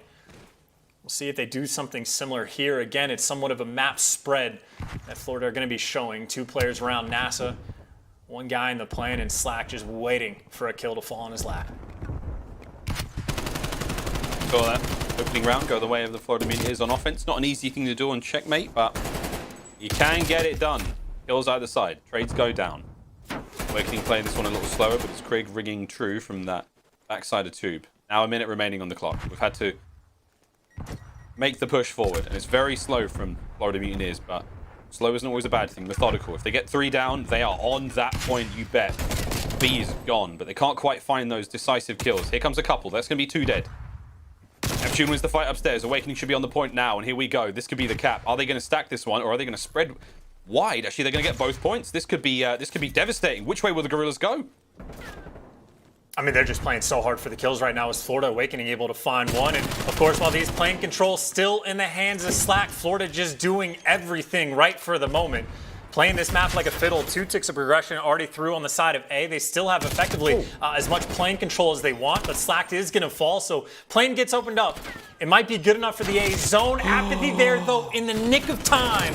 And that's going to be a setback, right? You don't get that 3rd tick. Now you have to go back to the drawing board and work yourself over. And frankly, I mean, just deal with Awakening. 19 and 10. He has been a menace on the map. Yeah, Awakening has started to show up and do what we expect of him. And here we go, aBeZy. You're up next. Assault at range. Nice shots again with the Crig there. Assault's still alive. Having to hold the push. Can't quite get it done. Here comes the main man. It's going to be Skies. And it's another stack. It's another stack. The 2nd point. His tick is done. We're almost finished. This could be it. You've got to go, Florida. They're going to get on the point. They nail it. The stack once again on checkmate. The death knell. Just like that. The rounds are over so fast. The secret to a good offensive round on checkmate, Florida has found. And it's a 3-0 in control, and it's a 3-0 in the series. And like, is this really a secret? Is it literally OpTic has the one moment where the entire community collectively goes, oh, just stack the point and makes it, like, was this not known before? Is this like confusing these guys? Like, I would hope it's not like just the generic stacking the point. I would hope it's just like finding the situations to create those moments. But I mean, whatever it is, Florida, again, a perfect control they had effectively there. Get the 3-0 on the map, get the 3-0 in the series. And of course, smiles the whole way around. There's no reason not to. They just, I mean, had one of the better series they've had the whole year long. And well, the AR is a big reason why. Awakening, an absolute menace. Whether or not he wants to be seen doesn't make a difference, because we can certainly see the gameplay and we can certainly see the stats. And both have been electric all series long. Top shelf work there from Awakening and the entirety of the Florida Mutineers squad. Let's be honest. Florida Mutineers, a decisive victory there in control. It's amazing to see the change Control has gone through since the start of the 2021 season. Again, everyone's like, oh, defense is really favored there. And we saw a little bit of love, you know, back and forth, more tight games. Now we're seeing far more blowouts with offensive round wins as well. So the learning process we've always had when it comes to Control. We saw the same thing in the Black Ops 4 season, but, well, there you go. Who knows what's next? Or Game 5, hopefully, or Round 5s rather, but unbelievable. We say a fond farewell to the Los Angeles Guerrillas here in Major 2, brought to you by Zenny Gaming. But Chance, it's just nothing but 3-0s, dude. 3-0s all day, man. This was like, what a fast day of COD. The first day of the Major, gone, finished, done. Finito. I mean, ridiculously fast, and I think we've learned a lot of things, right? Like the Thieves came to play. You got to be very prepared to deal with Drazah and Kenny. And when I say prepared, I mean, I guess just mentally, because it's not like you can watch a ton of VOD on the players. And I'd say, if anything now, maybe FaZe can rest a bit easier, that Guerrillas have been dealt with, so maybe more comfortable towards the top. But a great day to get the ball rolling, right? Thieves, ton of momentum. Florida, the exact same thing. So we got to see how far they can go and maybe see one of the first losers bracket runs we've really had in the entirety of the CDL. Yeah, there's not been too many of them. Again, New York springs to mind from Major 1, but that one truly stings. That's a tough loss for LAG. Gone from the highest to the highest, beating the favorite of the entire league to get in first rounded like that. But hey, that's the way of the warrior, baby. Let's look at our scuff player of the game from the first round of Control, actually. Chance, this was, again, an absolute showcase from the Mutineers on how to attack. And Mutineers, again, just constantly, right? You got number 8, Neptune. He's pushed out all the way A Street. He's just watching the cross. You got players up in the top lane. And Skies, again, is basically just the bait here for the team, right? Everyone's swarming around the hill to make sure they take him down. But he wins his one. All the trades come through. And as soon as the 4 down, every single body stacked up point. And again, if you're on defense, there is just genuinely not enough time to get out of your spawn to make your way back towards B. So perfectly done, perfect setup that they had and executed incredibly well. Florida maybe figured out the formula, man. They might have the system on checkmate. I'm sure a lot of teams, though, going to be paying attention. Yeah, we all saw that. We all know what Florida loves to do, and whether you ban those out or whether you just smoke them harder, we'll find out. But there we go. A quick look at the bracket now for Major Tournament number 2, presented by Zenny Gaming, of course. And there you see it, 2 3-0s to start the day. And now we just set our sights to tomorrow. Again, look at Surge Mutineers there in round 2. The Ravens will be taking on the LA Thieves there in round 2 also. And of course, our winners matchups have yet to happen as well. OpTic versus Ultra, that'll be a banger. And of course, Subliners Empire. Can't wait to see how that goes down. This was truly to be the spiciest of all the majors. And I've got all excited telling you what's coming up, and here's the order they will be received onto the. Presented by the US Army is Thursday's schedule. Dallas, New York to start the day. Can't wait for that one. Chicago Ultra, Ravens, Thieves, and we will close out with the battle of the nautical teams here in the league. Seattle Surge taking on the Florida Mutineers. That's going to be a late one. Do not miss it, friends. Set your clocks, get it in your calendars. We cannot wait. Chance, you got a favorite for tomorrow? I mean, they're all pretty fun. I mean, a favorite, like, take your pick. If you're trying to do the pick'ems, that is a good luck, have fun kind of situation, because across the board, every single match competitive. I'd say the only one that I'm even mildly confident on with saying I think OpTic is good against Toronto, but even then, it is not by a ton. Tomorrow is just a devastating lineup of Call of Duty. Yeah, we've still got a lot to play, and this is the Elite schedule again for the 2021 season. Season 1 and 2 are done and dusted. We've got April 17th, May 5th. That's going to be Season 3 again. Those of you following the challenges scene as well, plenty of COD still to be played. We have a little look at our winners across the European and North American side of things there in Elite, but plenty to still play for again throughout the remainder of the season. The Elite schedule just keeps on rolling. It's a good time to be a Call of Duty fan here on the internet, let's be honest. So I can't wait to get back to events, but until then, we will be delivering as much COD as humanly possible into your devices. Well, there we go, Chance. 3-0, 3-0. The day, it's finished. It was like that. It truly was as fast as that. We were, down not even an hour, and the first series was done. Mate, thank you for being here with me. Thank you for watching. We hope you enjoyed it. Any favorite parts of today, Chance? I mean, I think it would have to be like the Thieves series, right? Just the entire thing, the fact that Drazah came in and just had an incredible series the whole way through. Even if the search and destroy, he was able to just kick his feet up. But, I mean, Kenny looked great across the board. Thieves, it's the best they've looked in a while. And just the fact that, again, on like 2 days of practice, they're able to get the 3-0 in that fashion, that is a monkey wrench in the pick'ems. And, well, I mean, let's just see how far they can go. Hey, can't believe it. Can't believe it, truly. Well, the game's maybe over, but we still have plenty of fun Call of Duty shenanigans coming your way. We're going to throw to a quick break now. When we come back, more COD fun, friends. Don't go anywhere. We'll see you after this break.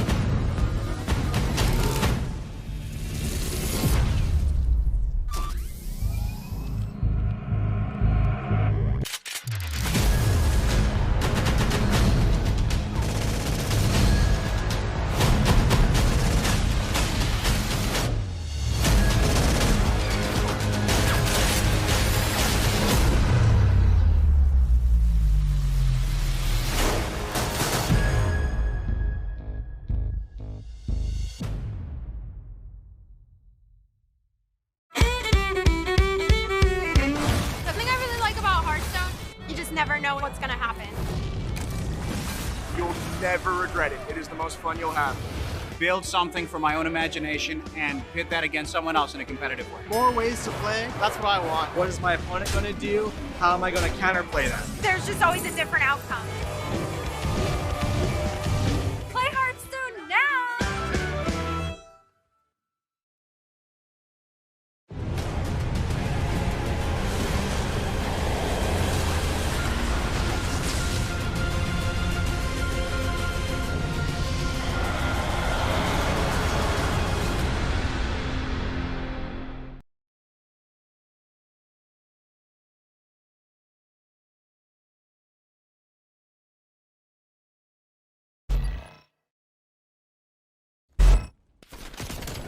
This is your Scuff Team of the Week, a super team built with 4 of the top performers at the most recent event.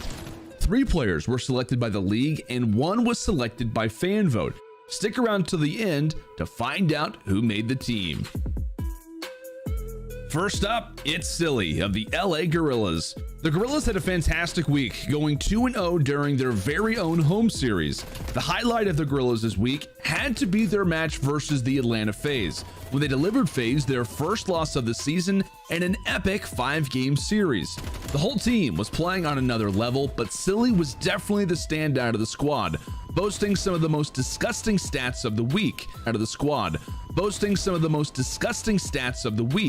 He had the highest overall KD of the field with a 1.45. 3 maps of Search and Destroy, Silly won a combined total of 24 and 6 for a KD of 4.0.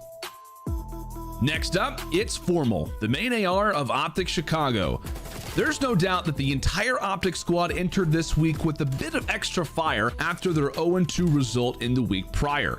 The squad bounced back in convincing fashion, finishing out their last week of the stage with 2 much-needed wins. The team looked especially good in the Search and Destroys. Across 3 maps, they went 18-5 in round count, with Formal putting in some major work. Out of all the players this week, Formal posted the highest average damage and the highest average kills per round of S&D. Make way for the king. Scump is one of the most experienced and accomplished players in the history of competitive Call of Duty. And if we've only learned one thing about him over the years, it's to never count him out of a series. The end of Map 3 in OpTic series versus the Dallas Empire was decided by a huge 1v1 between Scump and iLLeY, a duel that Scump actually ended up losing. It was a huge momentum shift for Dallas and a spot where other less experienced players might have crumbled under the pressure. However, Scump, like a true pro, brushed it off and turned up to 11 for the final 2 maps of the series. He absolutely shredded Dallas in the checkmate hardpoint, leading the lobby in both kills and damage. Scump kept that momentum coming into map 5, where he posted a 9-4 scoreline across only 7 rounds. Scump's ability to bounce back after a tough loss was a stark reminder of just how important experience is in handling the pressure of high-stakes competition. Our final player selected by fan vote is Standy of the Minnesota Røkkr. This is Standy's second appearance on Scuff Team of the Week. Not bad, considering this was literally his second week of playing in the CDL. In the previous week, he made some huge noise in his debut match after dropping a 1.52 versus OpTic Chicago. This week, the focus was on Røkkr's reverse sweep versus the Seattle Surge. This series looked dire for Minnesota, but Standy popped off in Game 3, going 31-21 on raid control to keep his team alive. Minnesota rode that momentum through Game 4 to force a Game 5 on Miami S&D, where Standy led his squad once again with a score of 9-5 across 8 rounds. Standy's had a fantastic couple of weeks so far, but all eyes will soon be on the rookie for his first real test, the Stage 2 Major. That's your Scuff Team of the Week for Stage 2, Week 3. Hello and welcome back to the Call of Duty League. It's me, Lottie. Nah, I'm kidding, it's Miles. We're still here, but we're going to give you a little bit of a rundown of the excitement to look forward to tomorrow. The day was nothing but 3-0s and chance. Tomorrow morning, man, we get to start the day right with a massive bowl of Subliners versus Empire. And that's a great way to start the day, right? That is a series. Good luck trying to predict it, right? Dallas, as good as they have been, right? They've had struggles in the search and destroy in New York. It seems like every single team they play against, they have some sort of answer. Every problem on a map or against a team that needs to be solved, New York is one of the first teams that sort of figures it out. But even just looking at the losers bracket, man, like I think what was the expectation? Thieves to be the worst team coming into this tournament simply because of all the roster changes they've had to make? Nope, not at all. They got the hot 3-0. They look devastatingly good. The losers bracket, not a fun place to be. And even for tomorrow, again, it is just a whole host of good luck trying to predict how these matches are going to go. For the Ravens Thieves, again, that could go either way, but Thieves look scary. We get the Battle of the Sea once again, which Surge has been looking fantastic, but obviously we just saw the 3-0 coming in from Florida, so they look great as well. It is a true battle. It is the ultimate passion pit, but this time at the top part of the CDL rather than in the amateur side of things. So going to be a great day tomorrow, Miles, and a lot of action throughout Major 2. Frankly, maybe we just have to wait and see if anyone can beat FaZe. I mean, to do it again in the Major would be absolutely incredible. Can they get it done a second time and even knock them out of the tournament? We'll find out. But that's going to be all, friends. We are going to now throw to a very quick break, and upon our return, it will be the lovely Lofty talking to the naughty Neptune, who just went absolutely cray in that series to help his team get the 3-0 over LAG. Be right back after the break, friends. Don't go anywhere.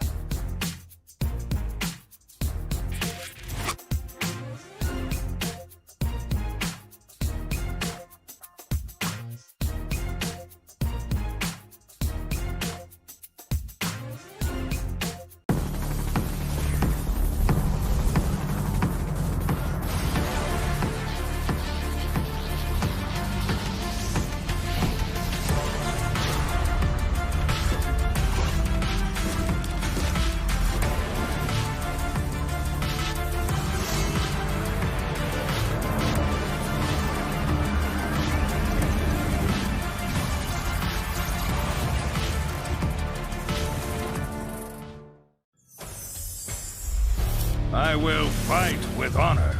My weapon brings justice.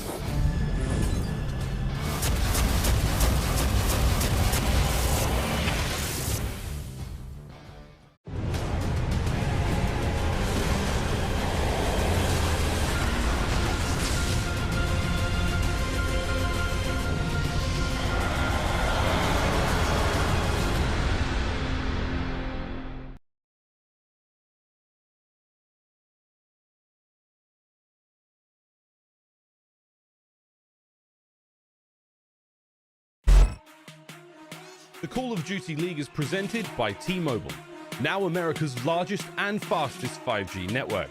Set your sights on the competition with T-Mobile, the leader in 5G. The Call of Duty League is presented by Zenni, the official eyewear for the CDL. Armor your eyes with Zenni Blocks blue light protection glasses by visiting zenni.com/gaming. Florida Mutineers, brilliant players all round. It's all on the slack. This is it. Just straight up winning the gunfights. Now it's looking a bit spicy. Skies on a rampage right now. Run, Florida! This could be huge. Big weight. Awareness level 99 for Awakening. And Neptune starting to look a bit nasty. Welcome to the COD League, young man. Florida just pulled out some magic to make it happen. And what a show they're putting on for us.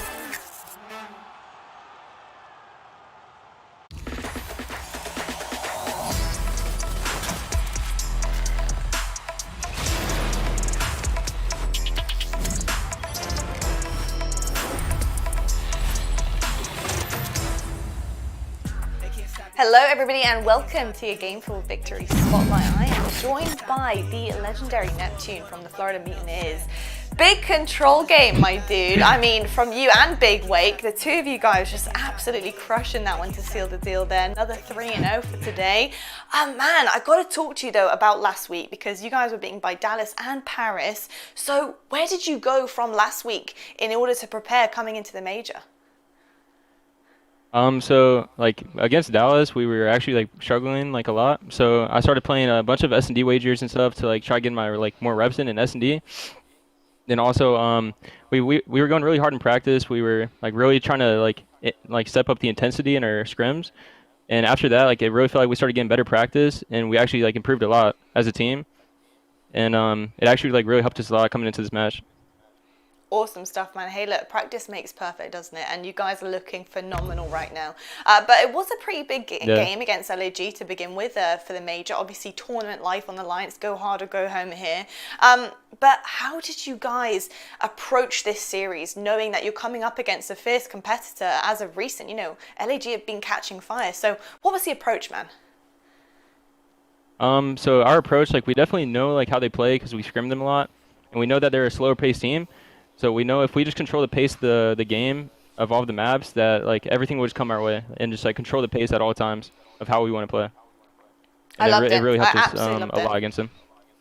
I can definitely tell that you guys put some work in for sure there, and LAG just unfortunately didn't stand a chance against that level of gameplay. Neptune, thank you so much, my friend. You are nasty on the sticks. Keep working hard for the Mutineers, and best of luck going forward in the major. All right, thank you. I appreciate the interview.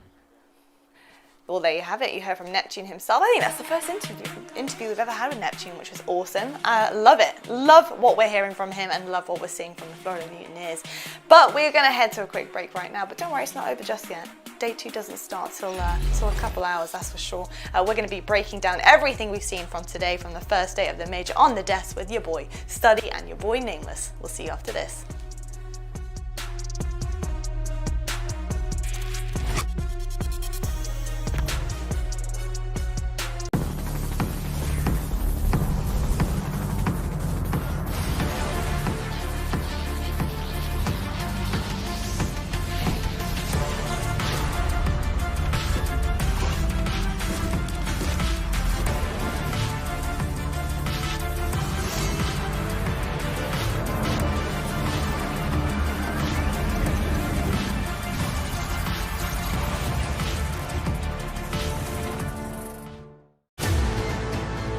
Why do we fight?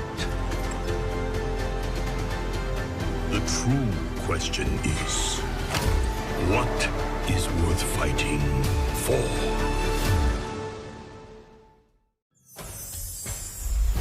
I will fight with honor. My weapon brings justice.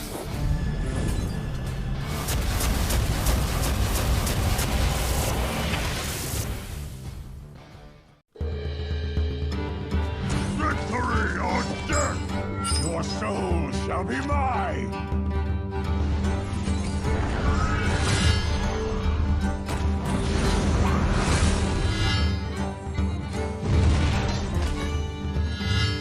Your soul shall suffer!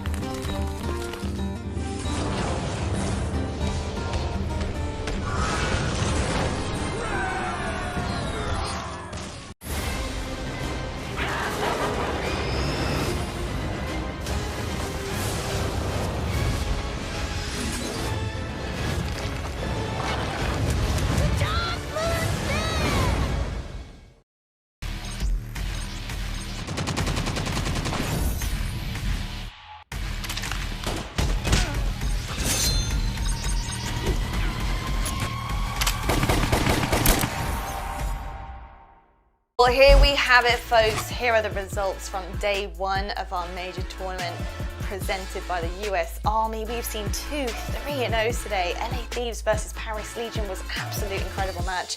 If you guys missed that, I would recommend tonight taking the time to go and watch it back, because Thieves have definitely made the right change here. Something is working. Something is definitely working here. And then Mutineers to finish the day off, another 3-0 there against LAG, knocking them out of the tournament as well, which, again, I mean, the fashion that these games are happening, day 1 of a major, it's really producing some interesting Call of Duty, to say the least. What Namus? What am I waiting for?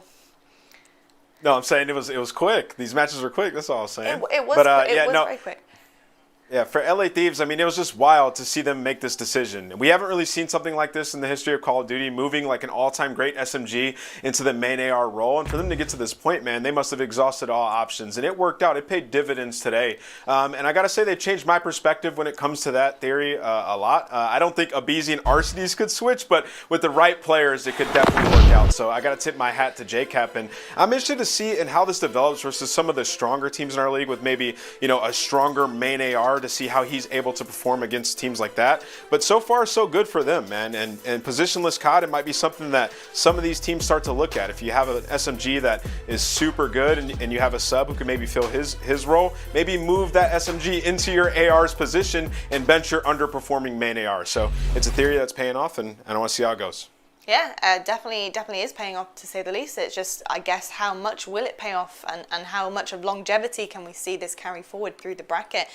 We'll leave that up to the team itself. Standy, I want to ask you though, because when you're playing in this situation, let's say you're LA Thieves, you know, and you're in the mind of one of the players here. I mean, you have no practice as this team coming into this major. How do you approach the game, man? Like, how do you approach that as a player? Yeah, so right off the rip, if I'm a player in that seat, I'm looking left and right. I'm just like, guys, things have not been working out for us. Let's just do whatever we want, and whatever happens, happens. And the situation that I was actually in back in the day when I was playing, it was myself and Nameless alongside Envy. We were going into the Call of Duty Champs tournament, and we were awful. We were awful from top to bottom. Before we go into that event, we obviously didn't have the opportunity to make a roster change at the time, but we just looked at left and right, and we were just like, all right, guys, let's do whatever you want, and let's just have some fun. Just drop all strategy. And we even saw Rambo Ray pulling out a shotgun, and we got all the way to second by just dropping all strategy. So right now, the Thieves, they don't have any strategy when they're looking left and right, but it's probably the perfect formula, and so far it's been working out for them. Yeah, I mean, with limited practice.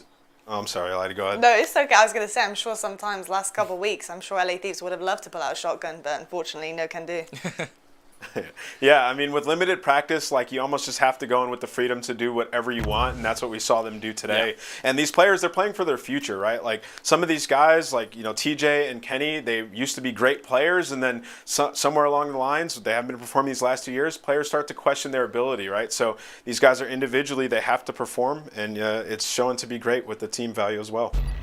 Definitely is. Let's have a look right now though at our bracket to see exactly what has been going on, where we're heading to next, because the tables have been turning throughout the day. Paris and LAG, empty pockets. They go home with nothing, unfortunately. That's the problem with being in the elimination bracket, and you got to work your socks off to not get there and to get into the winners bracket for a couple of chances at this run here. But we do see some promising things happening tomorrow as well. We do have our winners bracket to look forward to. We got OpTic playing Ultra, which is going to be absolutely incredible. Let's take a look at our schedules to see exactly what we've got here, presented by the US Army. We're beginning our day off though with the Empire versus NYSL. We've got OpTic against Ultra. We've got Ravens versus the Thieves. Let's see what they can do on the board there. And then we've got Surge versus Mutineers to seal the day off as well for the second day of the major. It's going to be absolutely incredible. But looking at all of these and these fabulous matchups that we have, I want to know what you guys are looking forward to the most here. Nameless, what have you got your eye on? I'm looking at OpTic versus Ultra, and particularly I just want to see OpTic continue to play great. And their last series versus Empire was the best we've seen them play throughout the year, and I honestly think that was the best series that we've had from this entire season. I think OpTic basically dominated that series from start to finish. Even the maps that they lost, I felt like they should have won it. There were a few moments that they could have turned around, and I thought Formal had an incredible series. He's the guy that I've been looking at to sort of step up for this roster and take them to that next level. And then we saw way more discipline out of Dashy, especially in that Game 5 Search and Destroy. He was just playing his life, sitting back, not getting picked, and it worked out for them. They ended up winning the series. So I want to see them sort of build upon that and start their run in this tournament, because I think they can make it to a final. Yeah, and for me, the match that I'm looking forward to the most is definitely the London Royal Ravens versus LA Thieves, man. And I'm going with that match because we saw the Ravens so far throughout stage 2. They started off hot, and then that honeymoon stage just completely went down the drain. They ended the stage 2 with a couple bad losses. The worst one was going against Atlanta FaZe, where they did end up getting 3-0'd. But they're going up against the Thieves, who are just coming off of a 3-0 today, looking like a completely different team. So who knows what's going to happen in that series? Do London wake up, or do they crumble and Thieves walk away with it? I have no clue. I'm excited for that one. That is the question, boys. Honestly, I agree with both of you there. I think they're all going to be incredible matches. I can't choose. Yeah, that's me. Undecisive. Can't do it. But I tell you what I can do is wish you goodbye right now, but a hello tomorrow as we go into the second day of our major. Same time, same place, folks. You don't want to miss it. This is what we've all been waiting for. But with that, good night, and we'll see you then.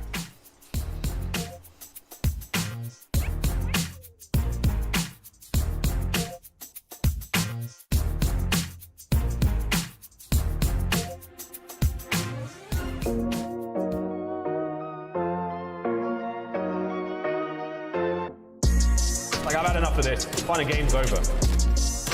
Ah! Somehow he finds that kill. Lines them up. Unbelievable. I got back, take a shot, get the kill switch. TJ with nice! Woo!